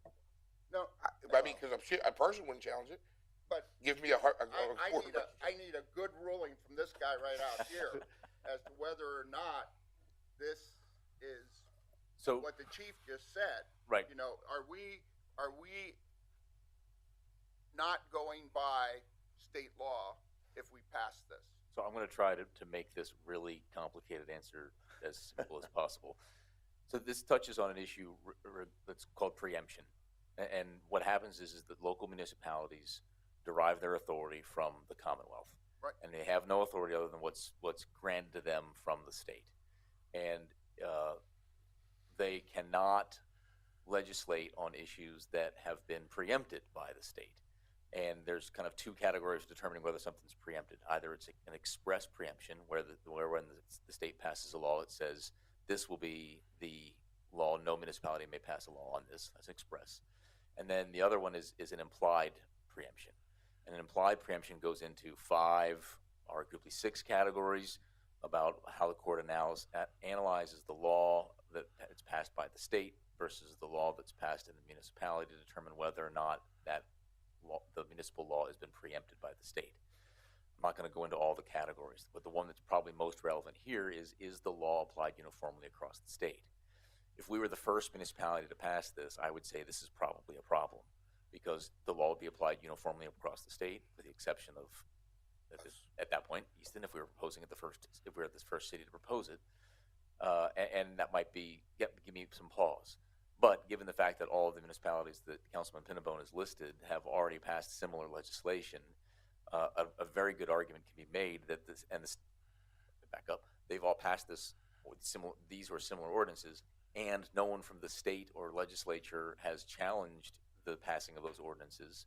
An argument, and I think a good argument, can be made that the state has decided that they're going to kind of abdicate their preemptive rights, which they can do. They can say, since they haven't expressed. They don't have to expressly say they're Right. waiving it. I mean, they haven't said that. Right, but they wouldn't typically, right? They would either say you can't do this because we preempted, or they wouldn't say anything. And so if you go to the court's going to look at the language of the statute, the language of the ordinance, and the history and the behaviors of the legislature. In this case, they'll look at, well, no one's done anything, so it seems to me that the legislature doesn't care. In other words, right? To put it in plain terms. The other point that was raised, I think, is correct. Is that if we were the first one to do this, it would be much different analysis than since we're the 18th. We'd be the 18th, right? And there was a discussion that was brought. Well, Philadelphia is a first-class city, not a third-class city. That's true, but preemption doesn't really matter. Like you might have heard the last time preemption was a big issue in Pennsylvania was when Philadelphia tried to pass its own firearms regulations, and they were challenged by the state, and someone sued the city of Philadelphia, and they lost. Even though they're a city of the first class, that was the argument they raised. They said, no. The legislature has made clear that these regulations have preempted other municipalities from acting. Therefore, you cannot act. And I know that's not apples and apples here, but it's the last time preemption that I'm aware of, at least, was really brought up and was really tested in the courts. And the only thing I would caution with preemption is just that my concern also would be in the preemption statute as far as, or language, that I would be concerned that the state has tried to pass this legislation and has not, which would indicate, I would think, that they are not willing to basically allow this, or showing some implied preemption as to, we don't care. because they have tried to put this legislation forward and it Let's has hear been from passed. Jeremy. Not only did your police officers have that oath, but everybody up here took exactly the same oath. It said that they would uphold the laws of the state. And Don't we have an oath I about just being have a fair? I have a hard time. I mean, I don't know the distinction. I understand you're just changing the level of it. And I just want to get a better understanding is what we're doing something that is going against the laws of the state. That's all I want to know, because Sure. that's going to influence my vote. So the way I can answer that is again, it kind of goes back to the preemption argument, right? So municipalities are allowed to pass ordinances and regulations that may not be consistent with the state, right? And they may even conflict with state regulations as long as there isn't a preemption determination. And again, I'll differ on the interpretation that the chief argued about whether or not the Congress or the legislature tried to offer a decriminalization statute similarly and then failed. I don't know that speaks to preemption more so than that speaks to the ability or the willingness of the politicians to change the grading. And so I think that the preemption analysis is different than, well, they tried to pass a law changing it, but they didn't. That doesn't, maybe, but I don't know that necessarily speaks exactly on point to preemption. I understand the chief's point, and I take it, but I don't think that changes my analysis regarding the preemption. And I think, again, because so many municipalities have passed this, particularly Philadelphia, which is the largest, obviously. Yeah. Personally, I'm not speaking for anybody else up here, but personally, I don't care if every municipality in the state has passed this. But that matters If you tell me that we are not going by state law by passing this, I can't support it, because I took an oath that said I will uphold the state law. I understand, but And I'm not going to go against my oath. But I can't make that statement without engaging in the preemption analysis, right? Because you're not going against, the only way you're going against state law is if you're preempted from doing so, right? If there's not a preemption, you can do whatever you can do. Well, not whatever you want, but you can pass this. And the only, I mean, I can't tell you how many times we've set up here and people come before us, traffic things. Yeah. Oh, we can't do that. It's the state. It's a state road. We can't do it. We can't do that. And I know you because said you the don't. state says that we can't do it. We're just a municipality. We can't. Right. You'd have to give me some. You have to get some facts to see if those are preempted. We've said that But I know motor probably vehicle. 100 times up here. I know motor vehicle laws And state. I know that there's municipalities around the state that do it anyway. Right. Right? And the state hasn't done anything. I mean, so,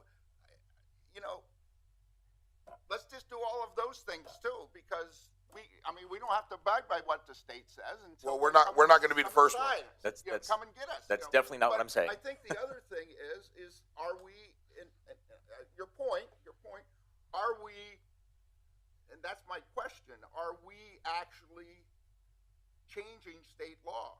No. Well, if we're not changing state law, then it's moot, right? We're not changing state law. We can't change state law, right? And this is Well, again. we're not writing an ordinance that is different, less punitive or whatever than state law. We are writing an ordinance that is less punitive than state law. That's Okay. correct. But again, and I know you say you don't care if all the other municipalities have done it. It's like that whole, if everyone else jumps off a bridge, would you jump off a bridge? But the problem is, Every county or every place in the state doesn't matter to But- me, because that's not what I swore. well, then you're not following state law, sir, because that actual analysis is part of the preemption analysis. Is it universally applied across the state? So if every other municipality does do something, even though you think it conflicts with state law, it's not been preempted, and you can do it. So that is state law, because that's case law. Sure went to law school.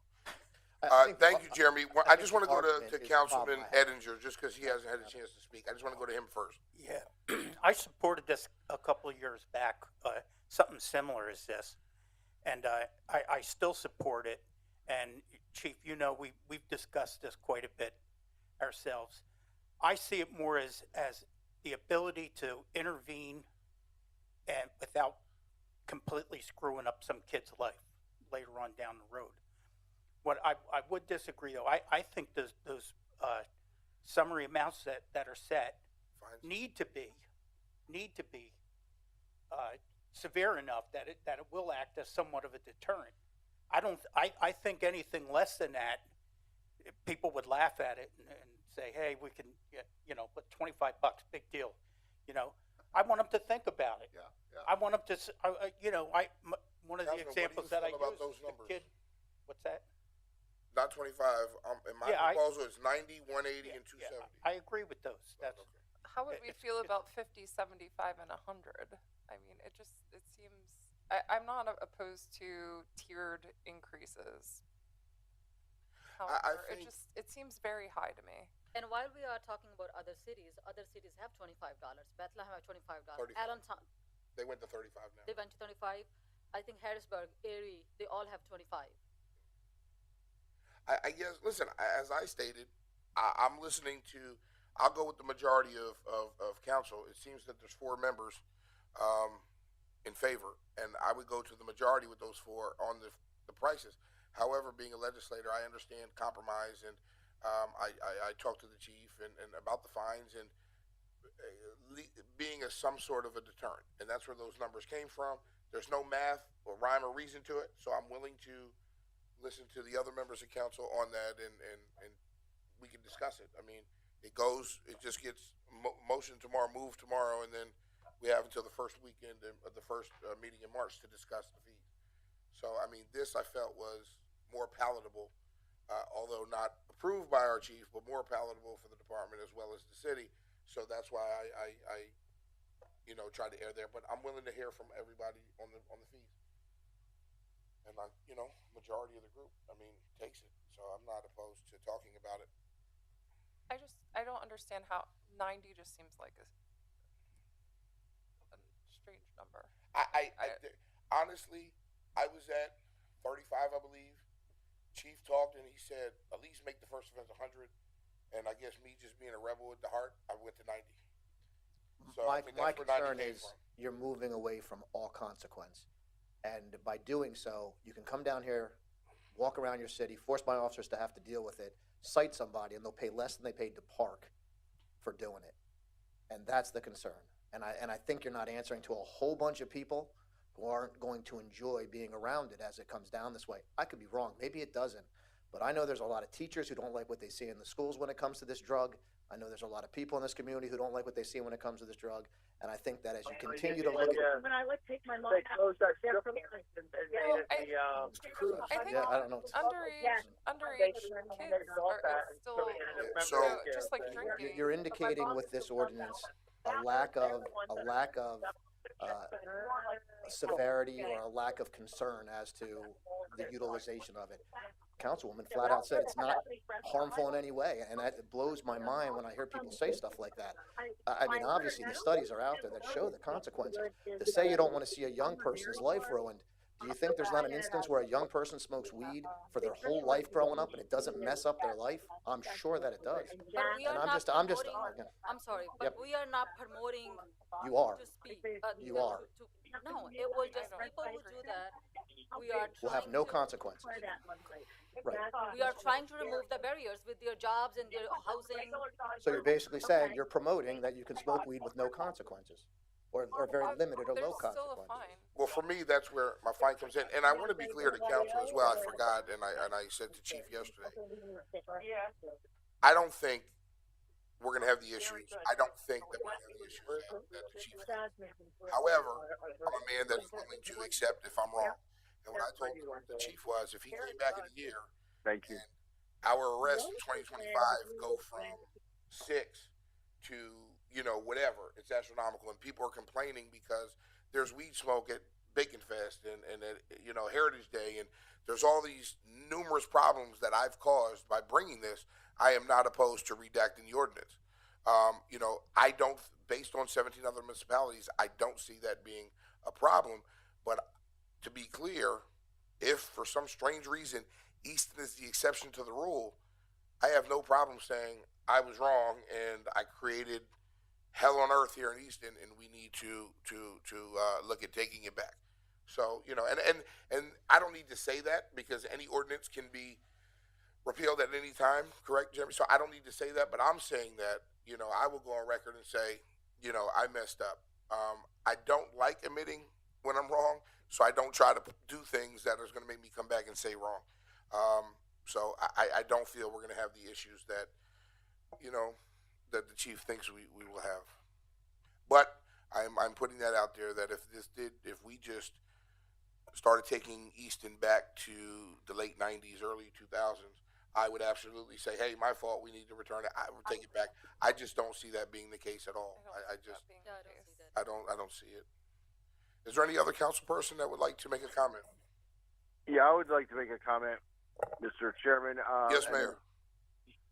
Mr. Pinbone, Councilman Pinbone, I will not support this unless the fine is very high for public smoking. I believe that what you do in your own home should not affect you for the rest of your life. I agree with everything you said about, I agree with the police chief. I agree with that everything is, it shouldn't stop a person from going to college or stop a person from getting a scholarship. I agree with all that, and I voted for that many times in the past.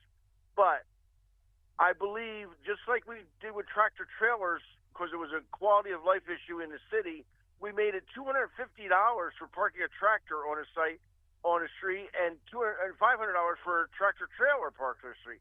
So I believe that it needs to be as high as possible. Mayor, for the conversation, I'm sorry you can't see the slideshow. I'm going to email that over to you tonight. I got it right before I walked in. Currently, the first offense is 90, second is 180, third is 270. I heard all that. Well, what's your proposal? $90 is too cheap. Right. What are you recommending? My proposal was $250. You heard my proposal. Oh, for the first offense. For the first offense. The thing is, I mean, you got to make it. You know, you got to make it so extreme that somebody's afraid to smoke marijuana in public. It's that simple. If it's a cheap fine, $90, they pay that for a carton of cigarettes. so Hold on one second, Mayor. I'm sorry, I can't hear you. Couldn't you bump up the personal? There's personal use versus possession. You don't make. They're all right now. They're all the same. In other words, you could differentiate if you wanted So to. can you elaborate on that more for everybody here and online? Certainly. So the penalties right now are for possession of small amount, for personal use of marijuana, or for marijuana paraphernalia. And I think maybe to address the mayor's concern about people smoking in public downtown, you could maybe differentiate between the two. Right now, all three have the same tiered fine structure of 90, 180, 270, first, second, third offense. You could differentiate and place higher fines for the use and lower fines for the possession. If that maybe that. So if they're actually smoking or they're impaired, that's one, and then if they just have it in their pocket, that's another. Right. There's no reason they have to be the same. In other words. I'm willing to consider that. And as I said, we don't have to come up with that today. But I mean, I'm willing to have that discussion with the rest of the council and see if that's palatable, and if so, what the numbers are, and then we can discuss it tomorrow or in March at the first meeting. We don't need a discussion tonight for that. I mean, if people want to take it home and consider that option, the two-tiered, two groups. but just to consider, Councilman, the whole purpose of doing all this is to alleviate the burden on criminal justice reform, right? I'm sorry, say it again. The whole purpose of doing this is to alleviate the burden on criminal justice, right? So, don't you think Wait, hold on, higher, Councilman, I want to make sure I'm clear. To eliminate the burden of criminal justice? like alleviate the burden on I just don't want. I don't think it should stay on their record Right. forever and hinder. right? But my point is, like, don't you think raising fine can will actually like impose more barriers, like? So again, it's something the that I whole think. purpose is something different, right? I think the thought to consider, and again, I'm not in a position to make a decision today. I think we need to sit and think about it. I think that the goal is not to make it legal. Obviously, we can't.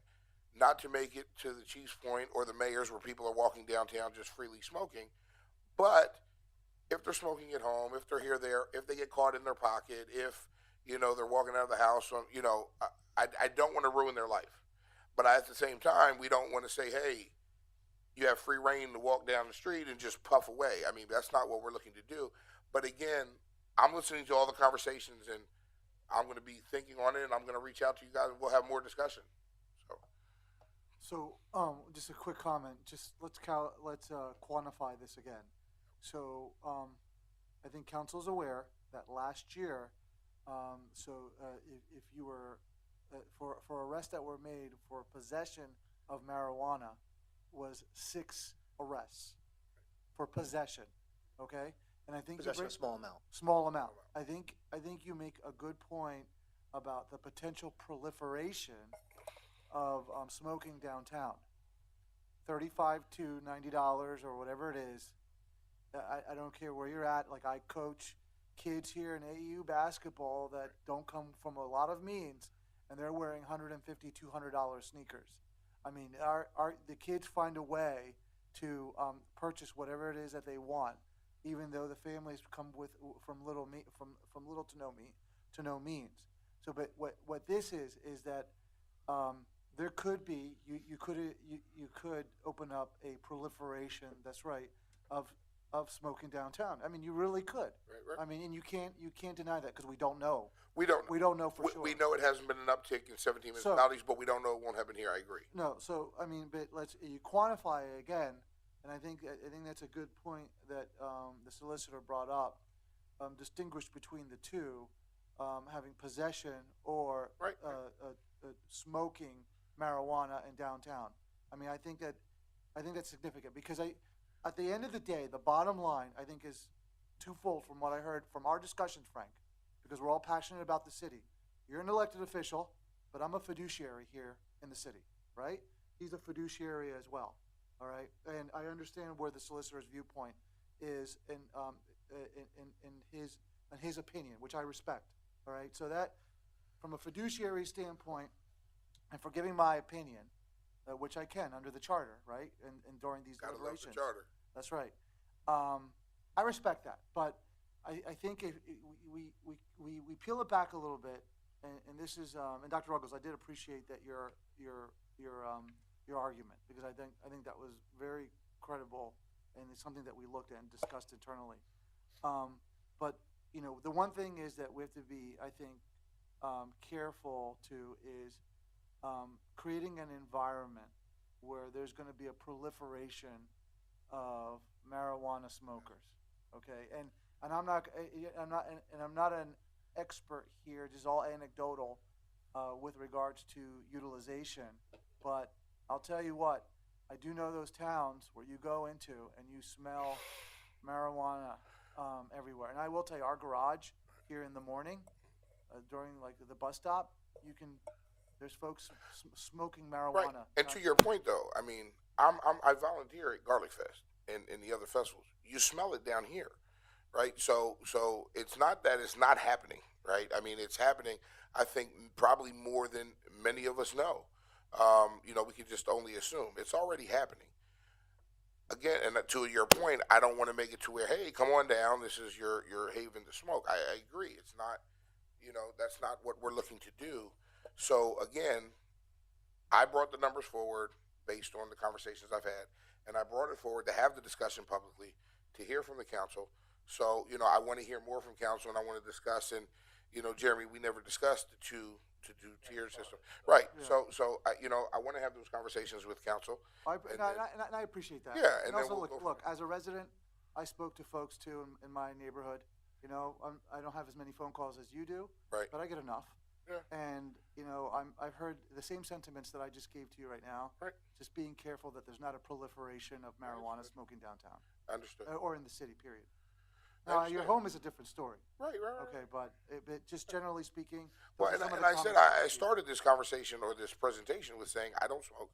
I don't really like the smell of it, but that's not going to stop me from making sure other people are treated equally. So we're going to have that discussion, and you know, I want to hear from everybody here, the mayor.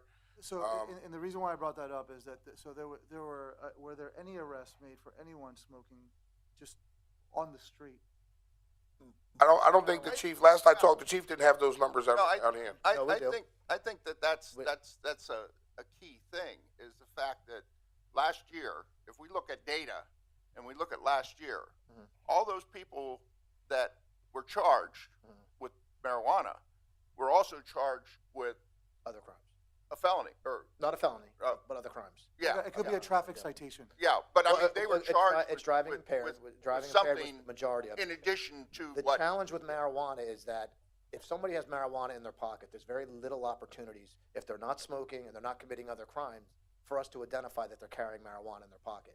The only time we come across it, if they're going to be openly smoking, and we can identify them as openly smoking, and then we have enough to basically reasonable suspicion to detain them and ultimately search and do those Right. types of things. That typically comes with a search incident to arrest. And there was actually a seventh. There was actually six. Five were for driving impaired. One was for a gun offense, and there was a seventh that was actually added on to one of our raids that we had, where marijuana was also found in the house, and that charge was also added on there as well. But there were the other charges. there were other drugs. charges in that. It was just that drug charge there. So that was a seventh one that actually came I out mean, of our to me, investigation. and again, I don't know how those records go forwards, DUI and so forth, but I mean, okay, a drug charge is gonna be on their record, but also DUI is gonna be on their record, or gun possession is gonna be on their record, or whatever those other charges are gonna be on the record too, and all of those are going to show up and inhibit every one of those things that you said before. So for us, at least last year, all of those people are gonna get all of those things that you listed. But we they're don't have a situation where anybody that, Right. just But they're getting- was walking around with a small amount that is going to come under that. Well, I guess I have two answers to that. The first answer would be, the first comment I have to that is, that's why I'm not asking to lessen the punishment for somebody with guns or drug raids or driving under the influence. The second thing is, it goes to my research and talking to police officers who have told me throughout, the Commonwealth, who have told me that I'd like to look at the suspect's face when I'm dumping his bag of weed out in the street.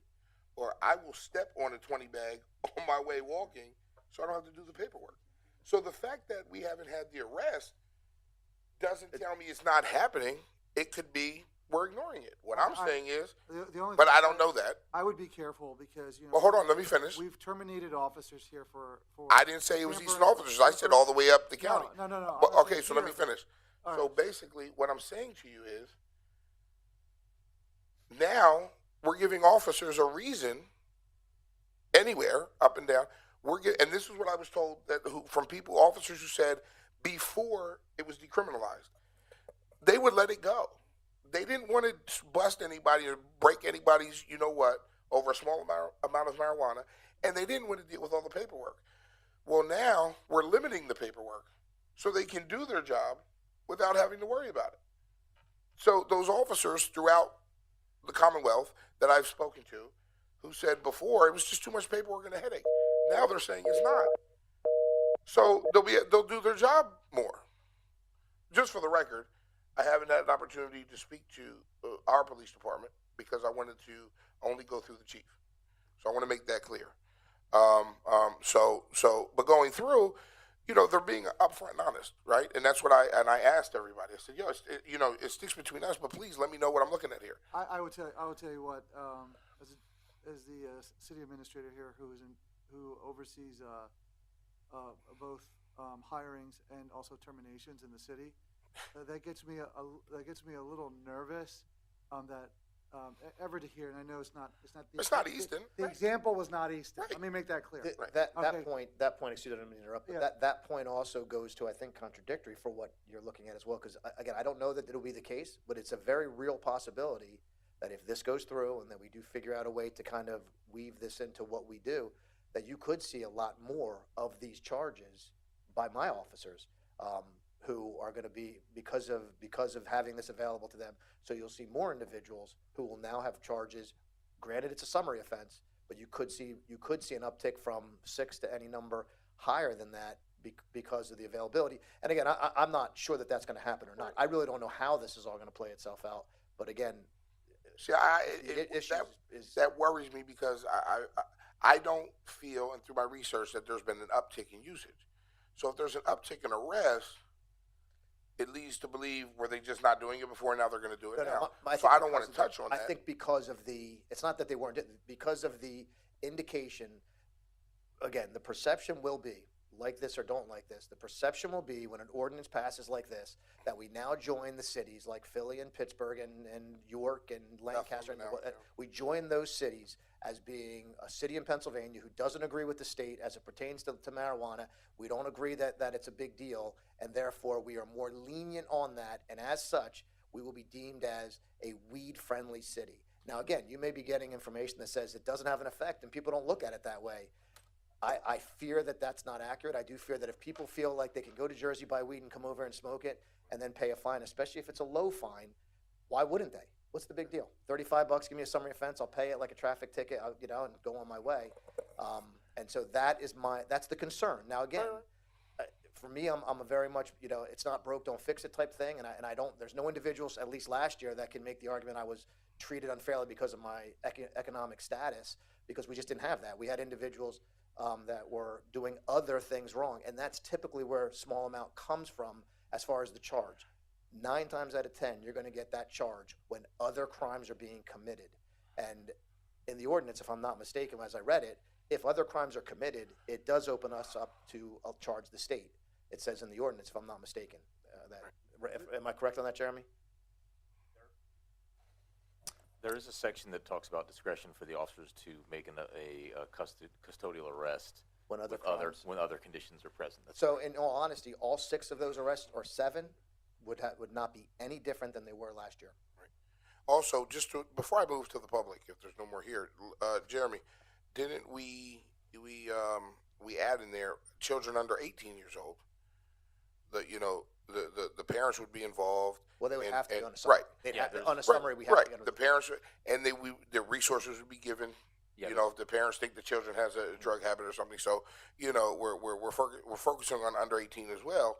And that's correct. so we're not just saying anybody under 18 has free reign, but we're going after that as well. How about, since we know other cities have done that, Bethlehem is, and Allentown is one of them. How about reaching out to those cities and getting their statistics, like how it has changed before passing the ordinance and after passing the Well, ordinance? I wish I closed it. I'll send an email. The emails I have has said they have seen no uptake in public usage or crime or anything in those. And I can send that to all you guys. I just took the snippets and put it here, but they're the 2 things that I saw from Councilman Thomas of Philadelphia and Councilwoman Leon from Bethlehem they stated that. I would rather see the police reports on.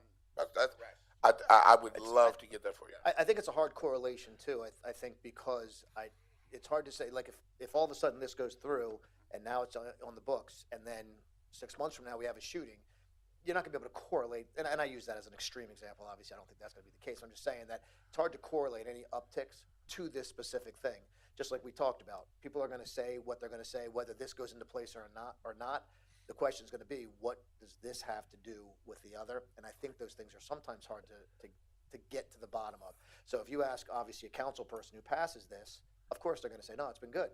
But it really comes down to digging into what we're seeing and what we're having. And I promise, if this goes through, you'll hear from me if I do see, obviously, an uptick, and we talked about that as well. And so, again, I'm here just to offer my concerns of having done this and what I fear could happen in our city.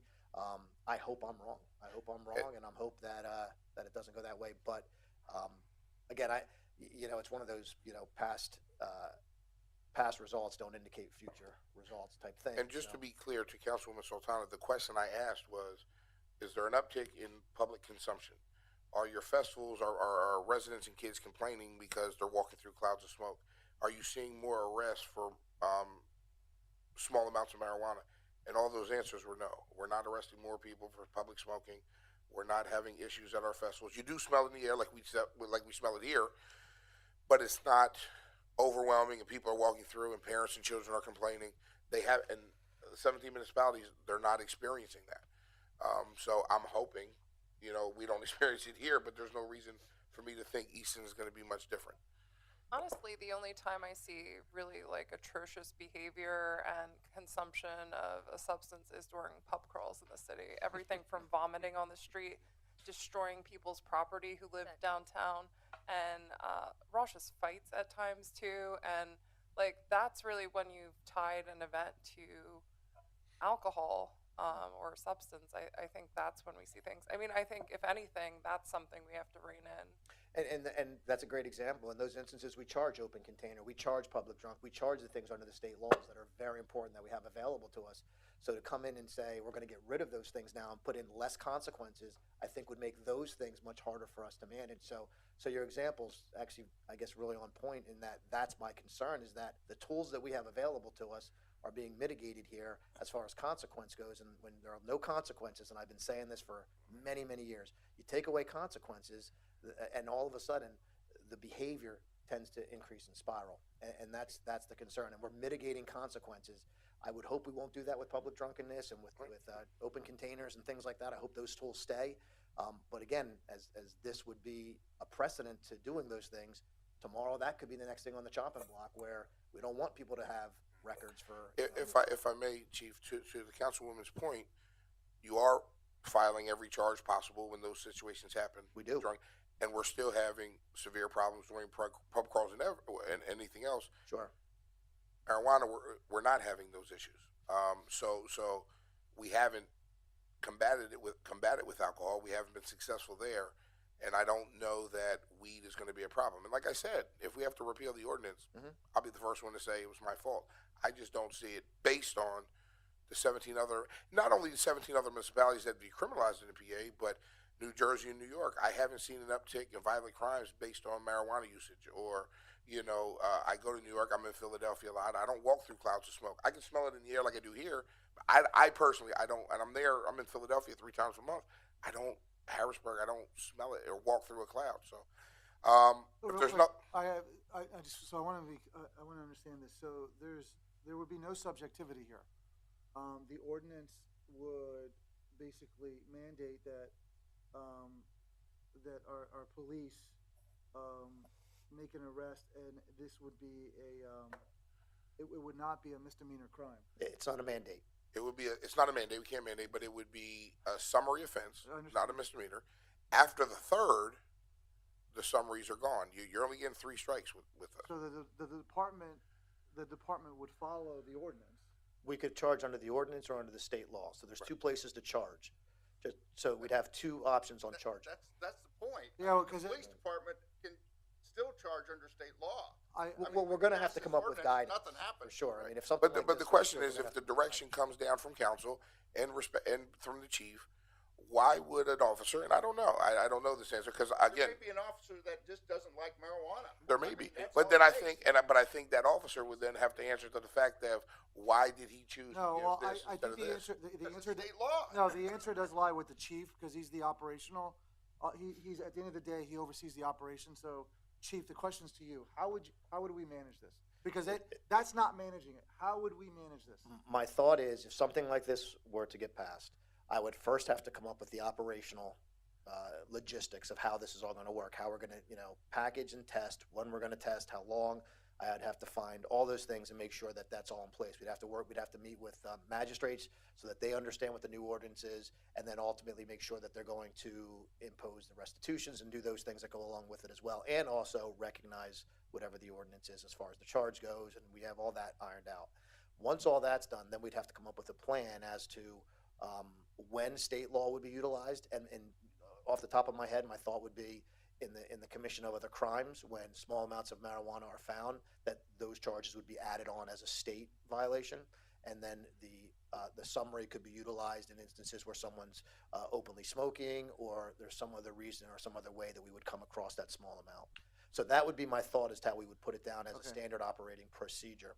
All that said, Chief, though, I want to make sure I'm clear and everybody else is. So you would propose or direct your thoughts today, right here at this moment, would be if it's just a small amount of marijuana, nothing else to it, a summary. But if it would be marijuana and crack and heroin and fentanyl or a gun or DUI, then it would be different. any other crime that would be charged, that would be added on to those charges on the criminal complaint as a crime. as a misdemeanor under state law. That's my thought right now, but I'd have to do a lot more research into what this is, how this all works, and all of those things. So obviously over the last 2 weeks, I've tried to dig into all this as much as I can. But if it were to pass, it's obviously, and I know there's periods of time until it kind of goes into effect. Yeah. But it is important for people to understand that state law is still in place, as even once it passes. That if they do think coming to Easton is, hey, we're going to go out and smoke and do those things, they could still have the state law be applied, and it's important that they do understand that, because that doesn't go away. The question comes from my standpoint. What I want to do is I want to make sure that my officers don't find themselves in harm's way, where they charge one person this way, one person that way, and when you do a tally at the end of the year of how we charged everybody, it doesn't come out equitably. For whatever reasons, it doesn't. And then allegations of unfair treatment and those types of things can get levied against my department, which is what we initially talked about, which I certainly don't want to have happen. So if this goes through, yep, it's going to be a challenge to figure out how I do it, but however we do it, I want to put it in place so that the officers, that they're not in any type of jeopardy through the utilization of both of these overlapping laws. Chief, and then most importantly, because because we're so close, the council's so close on putting forward an ordinance, that we have to operationalize that ordinance. Right. What kind of time frame do we have? Because in terms of putting that in place, because you have your SOPs, as you mentioned, your training that has to be involved. And the one thing that I want to remind council, and if the mayor was here, he would remind all of us, is that we have an accredited department. All right, and what that means is that we're very, very detailed with our policies, and we go through an annual testing of those policies. And this is why when we go to court and we have lawsuits, myself, again, as a fiduciary who has to show up with the chief in court hearings and deal with the lawsuits against our department, and this is why we're so confident that in most cases that I've seen since I've been here, we win because of because we're an accredited department, because we have policies in place, et cetera, and good training. How long would it take to Lewis, before you ask and put him on that spot right now, and give him a chance to think about it, I don't think, and Jeremy, correct me if I'm wrong, as far as I'm concerned, just me personally, it could be like the landlord ordinance I brought up earlier this evening, right? We're going to pass it if we do.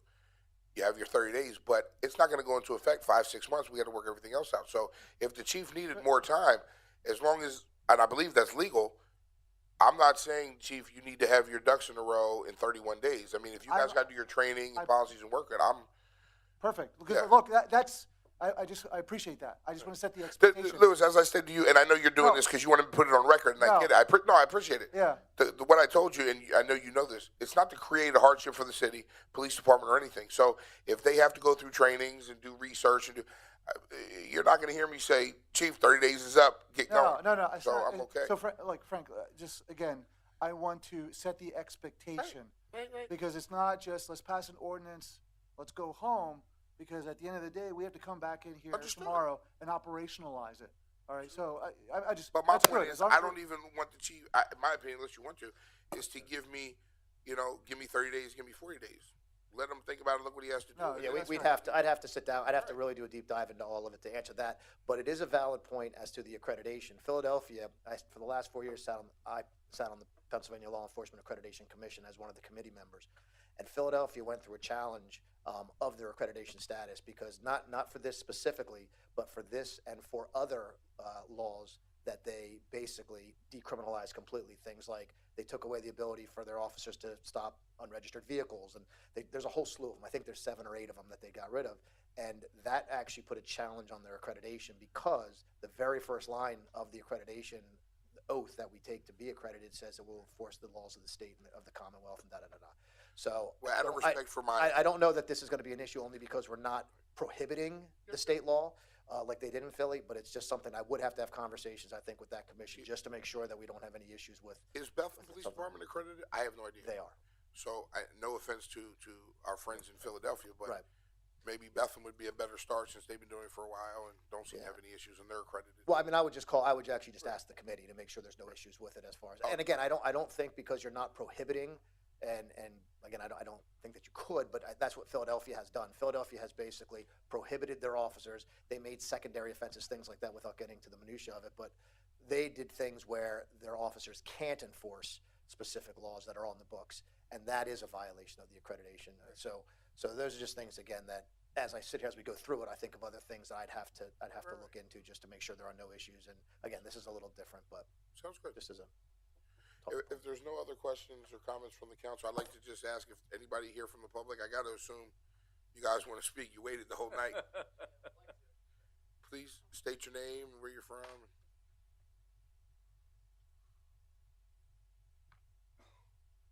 Hello, my name is Nicholas Martens. I'm actually a resident of Bethlehem now. I was a resident of Palmer for a little while here, and I am a local business owner. So I do have, taxes that are going in here into Easton, and I do care deeply about the city and the people that I actually see on a day-to-day basis. So I'd like to, thank you guys for actually seriously considering this and considering following 17 other municipalities in the state of Pennsylvania. And, for that matter, the will of the people. When we have over 60% of Pennsylvanians that support not just decriminalization, but legalization for sensible adult use, I think it's something that we need to seriously consider. As it was pointed out, alcohol, which is legal, has been much more detrimental to the health and to the welfare of this city than cannabis ever has. With only 6 arrests for simple possession, it seems like this should be a non-issue. It's something where we're not really charging anyone to begin with, so why should anybody have to have this on the record as a misdemeanor offense for simple possession of a plant? So let's be clear, it's also a plant. It is not a drug.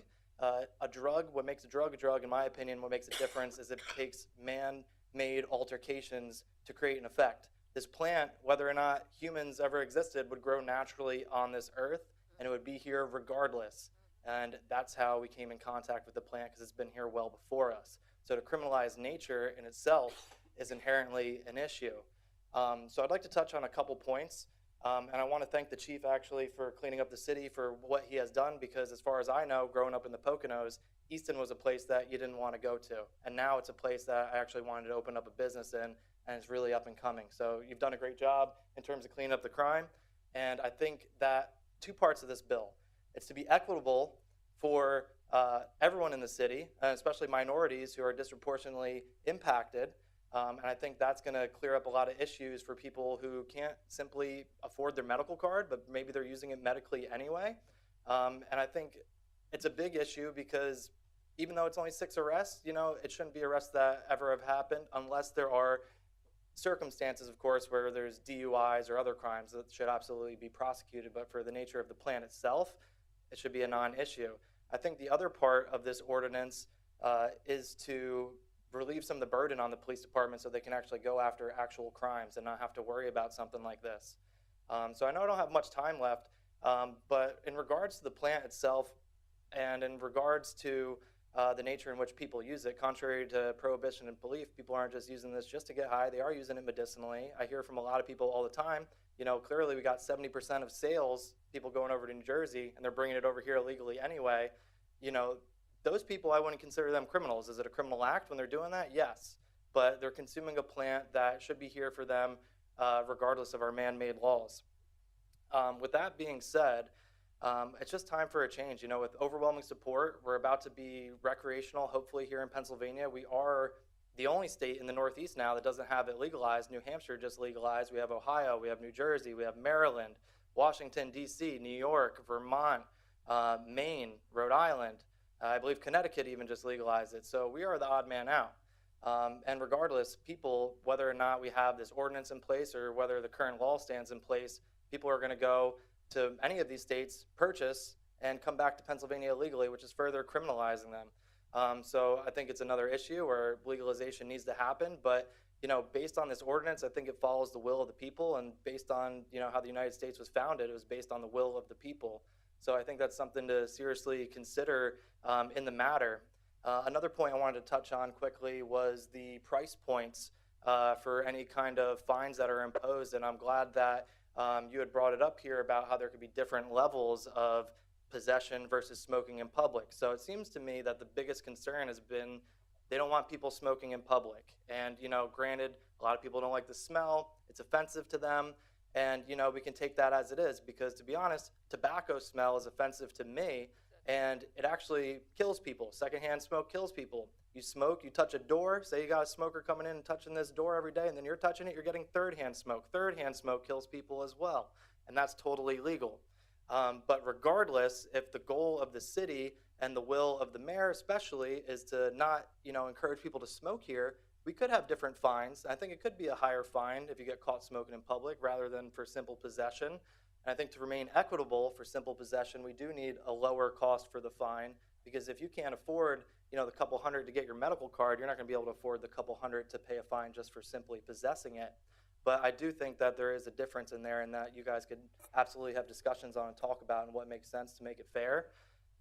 You know, in so many words, I got 10 more seconds here. I think that, you know, in terms of the police enforcing this, while I can't speak, I'm not a police officer, I don't know how all this works.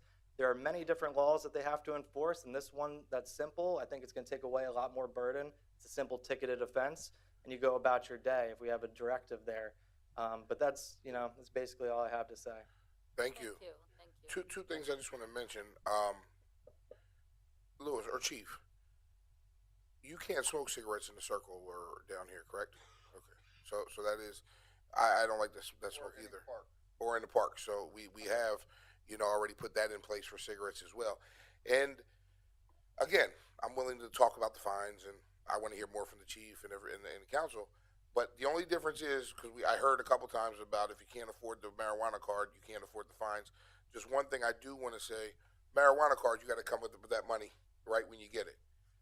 Most of our magistrates will take, you know, a fine of whatever amount, give you $25 a month payment, you know what I mean, payment plan. So it's just not as, in my opinion, again, I still want to talk about it, but there is a difference there. It's not as burdensome, right? You don't have to come up with $300 right away, and then there's fees attached every year, where a $300 fine or $190 fine, depending on the magistrate, they can give you $25 a month, you know, or whatever payment plans to make it more attainable for people. So I just wanted to touch on those. Yeah, I didn't know that. So thank you. $25 a month until they get to 300. They absolutely can. The problem is if they need it for medical, because what I did was I looked at Medicaid, $30,000 for a single person.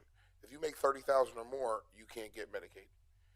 McDonald's workers make $30,000, not enough to live, but enough to be excluded from Medicaid. So if they have an ailment and they don't have good insurance and they can't get Medicaid, they're screwed. And the way prescription costs are, it might be cheaper to buy 2 grams of marijuana, right? So that's where the fees and everything lie. But I don't want to touch that anymore today. Thank you for coming. Is there anyone else from the public who would like to speak? Please. Mr. Reed, I miss you. Hi, I'm Jeff Reedy. I live in Bethlehem, and I'm the executive director of the Lehigh Valley NORML. That's the National Organization for the Reform of Marijuana Laws. I come here, I spoke with Mr. Pintabone earlier this afternoon, and I wanted to come to represent and just see what was talked about today and offer my opinion and any suggestions that I might have to help this discussion forward. As I said, I was here in 2018, I believe it was. We had this discussion with City Council about decriminalization, and at that time we were fighting for decriminalization in Bethlehem and Allentown at the same time. At that time, there were very few cities that had decriminalized cannabis in Pennsylvania. That has changed drastically in the last 7 years. We not only have legal medical marijuana in Pennsylvania now, but we have over 500,000 medical marijuana patients in Pennsylvania that are consuming. Some can't afford medical marijuana. Some don't qualify for it. I mean, it's true that the qualifications have become easier, and there are a lot more indications for using cannabis, but not everybody can afford that. Some people are going across the border. They're going over to New Jersey to buy